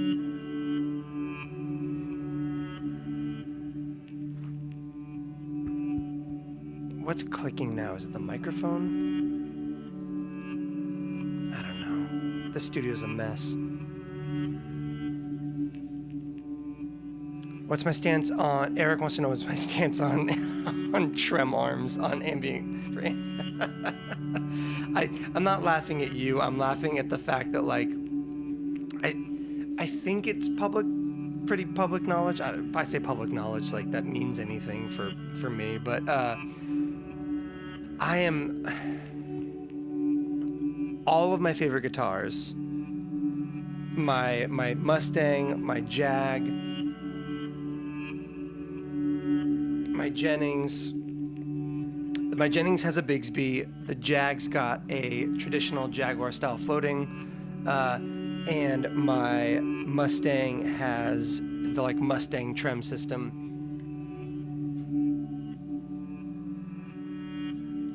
I love them. I love them. They're the best. It's my favorite stuff on the planet. Like, I am deeply and inextricably bound to trem arms on my guitars. I love offset guitars with trem arms. My Harmony Silhouette and my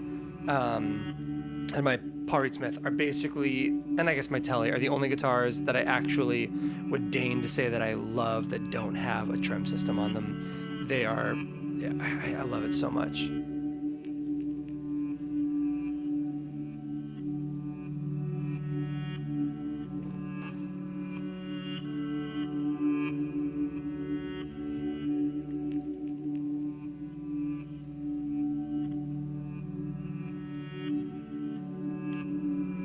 I might be heading in the direction that Nal is headed.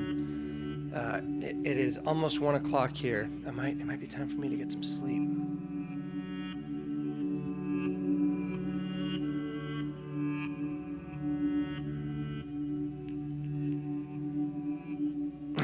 No boomer bends in ambient. Oh, that's funny. I don't know. I do a little bit of the vibrato-y thing occasionally, but I can't do the big bends. It's just not. It's not in me. It's not. It doesn't work with my whole vibe, I guess.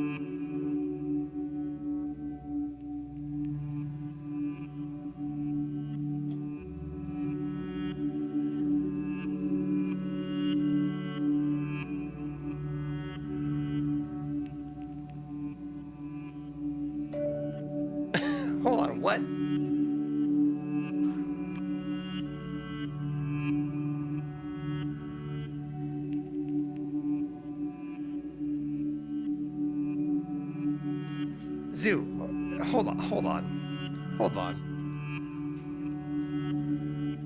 If you actually have like a hookup for like studio gear, that is fantastic. Thank you. That's all. I will make sure to check the email and make sure that it didn't get categorized off into spam. Dude, thank you. That's awesome. That's really cool of you. Dude, Alexander, if it's 4 a.m. there, you gotta go to bed, man. That's late. What else we got? Paul, I think. Oh, I see what he was saying. I'm gonna go to sleep, but I'm gonna leave the stream on. Okay. Hopefully he's not like listening to it while he leaves it on, because he's just gonna hear me like talking over what would be otherwise a pretty like relaxed setup. Maybe I should just let this run for the rest of the night. If I can get the Zoya back, or not the Zoya, if I can get the microcosm hooked back into this, and I like use the old blood expression ramper to kind of like ramp some parameters on it, that might do enough interesting differentiating things that I can just like let the stream run overnight, and anybody who wants to just kind of like tune in and listen to like kind of like ambient nonsense can go ahead and do so. That might be fun.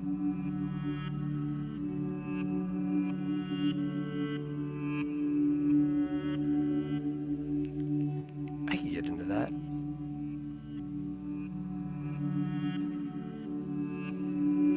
What do we got here? Hold on.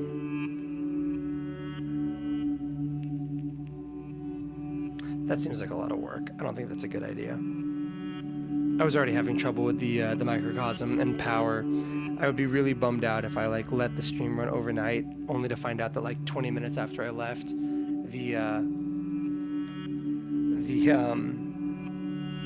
the whole board crashed, as it is prone to do, because Strymon power fails me consistently forever and ever. Amen.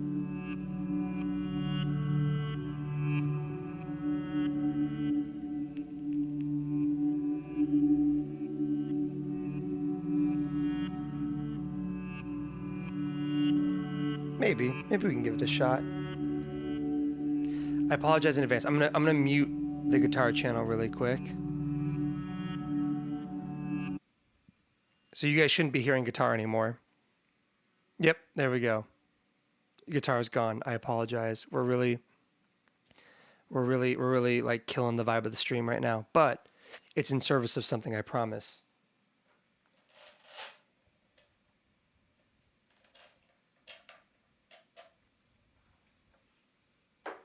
I apologize.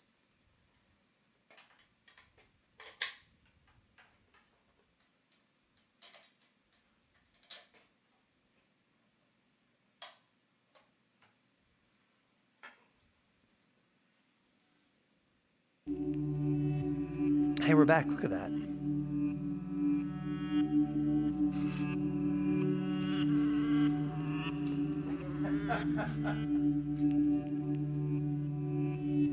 Oof, unplugging that expression really pissed off the blooper.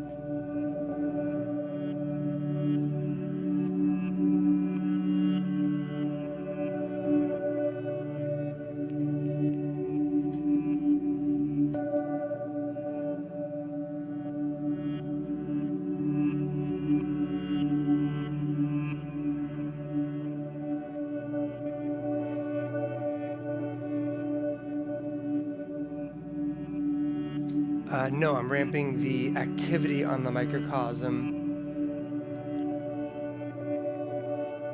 on one of the warp modes.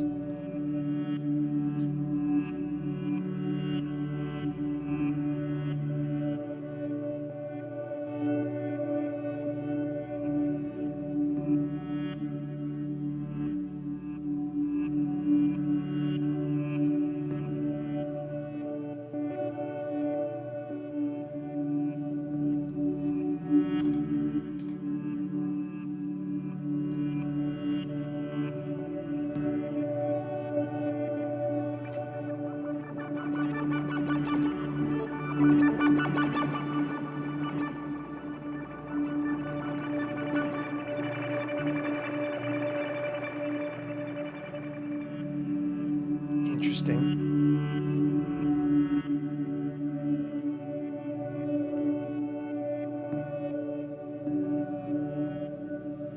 Okay, there we go. Now we are also ramping blooper, but like also slowly and also quieter.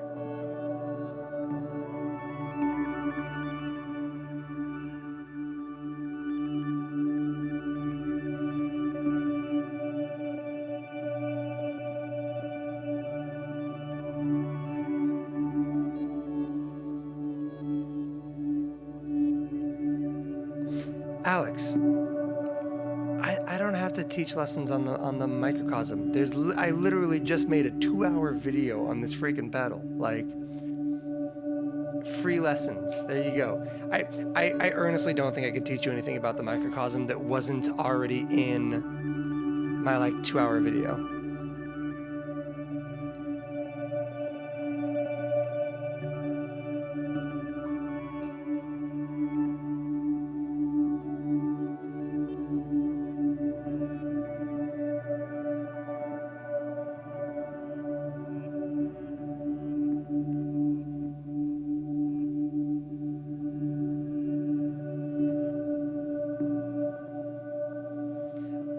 Oh, you know what I'm gonna do?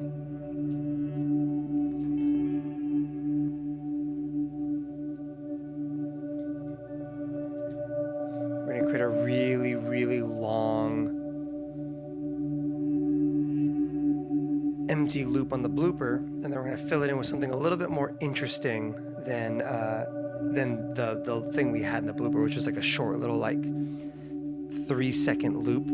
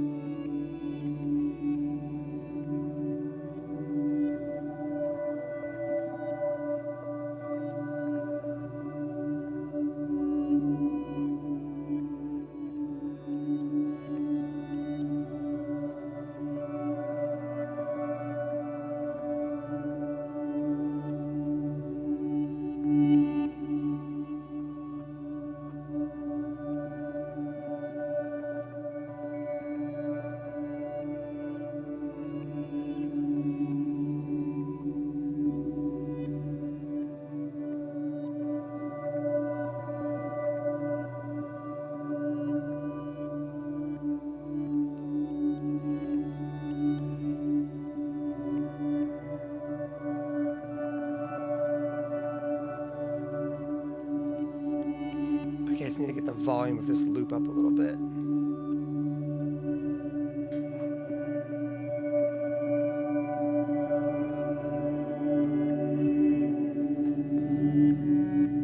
There we go.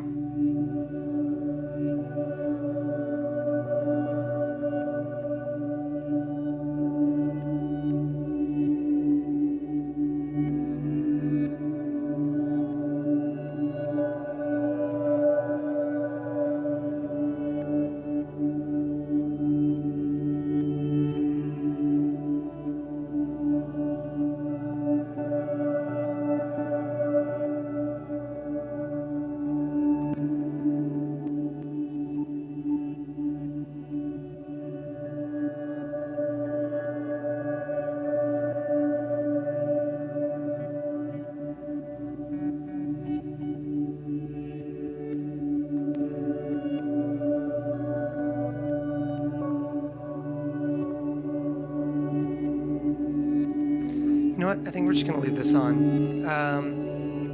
Ooh, there's a little bit of dissonance in there sometimes. I'm not sure what pitch shifting mode the bloopers got.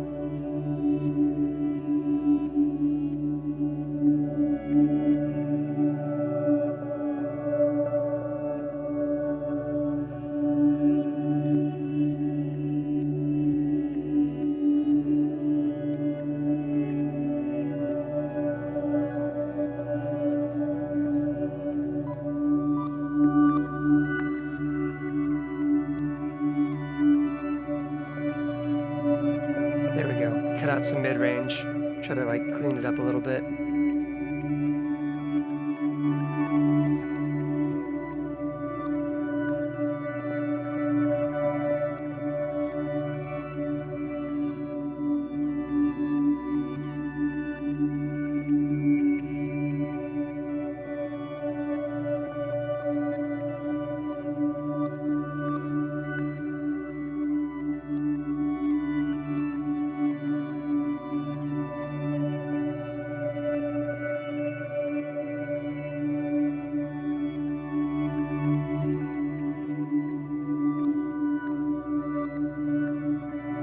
I wish there was a way to have kept the polymoon on this board as well.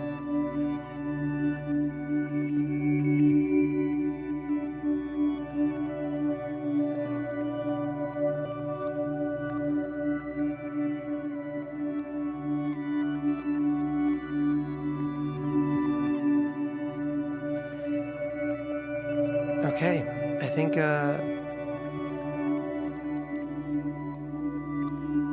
don't have a, gosh, I've never considered like leaving the stream on overnight like this, so I don't have a, I don't have like a, like an overlay for it. I just have like this one. So I think we may just leave it at this. I think this is gonna be,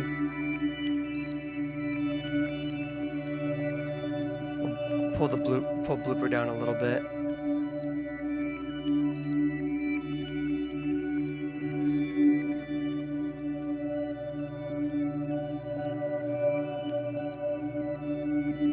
There we go.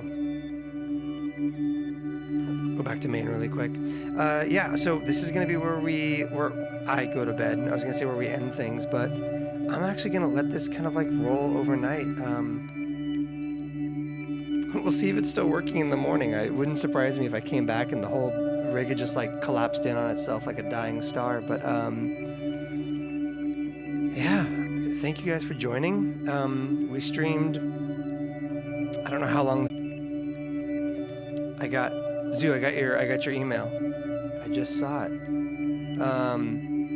I got your previous email. I was meaning to respond to it actually. Yeah, we're gonna let this roll overnight. I've not done this before. We'll see how it goes. Thank you guys for joining. Paul, dude, it was great seeing you, man. I mean, by seeing you, I mean like seeing you in the chat. Hopefully, stupid trade shows come back so we can hang out. Otherwise, my wife and I just have to make a trip up to the Pacific Northwest so we can hang. Yeah. Ooh, there's that dissonance again. It's gonna pop in and out. That'll be fine. yeah, have a great night, everybody. Enjoy pseudo-generative music. Yeah.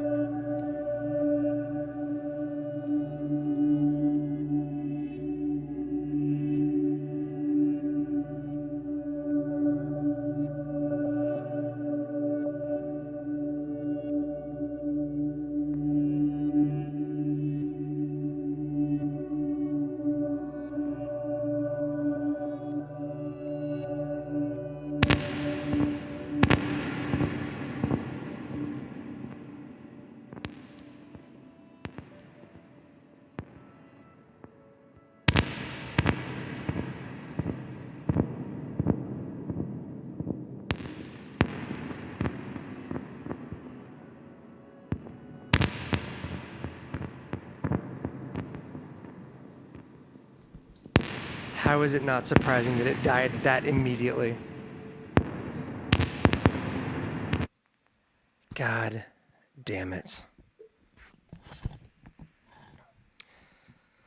Well, welcome to my previous... Okay, hold on. Okay, that's muted for you guys. Good. It's still popping and panicking in my ears. Jesus Christ. Well...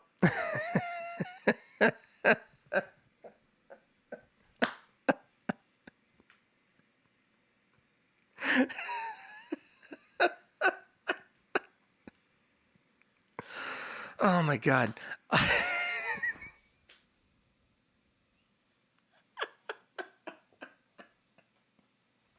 Strymon, I hate you. Ah. Okay. Fender Power. That's the next purchase.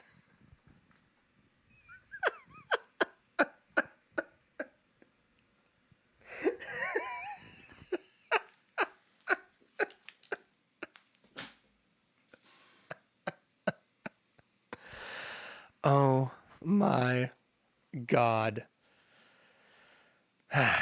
Okay, well, that was about... I was like getting ready to move the camera over to like point at the lights on the board so I could turn all the studio lights off in here. And then I heard the popping from my headphones sitting on the desk. And I'm glad that I did, because I would have been very... I don't know. Okay, so it's time for me to switch power providers, I think. Strymon, you make really great... The Ojai is great if you're making one singular pedal board with 5 pedals on it. But beyond that, unacceptable. Absolutely unacceptable. This is not that many pedals to be powered with 2 Ojai. Ridiculous. Okay. No overnight appropriate end card. Good night, all.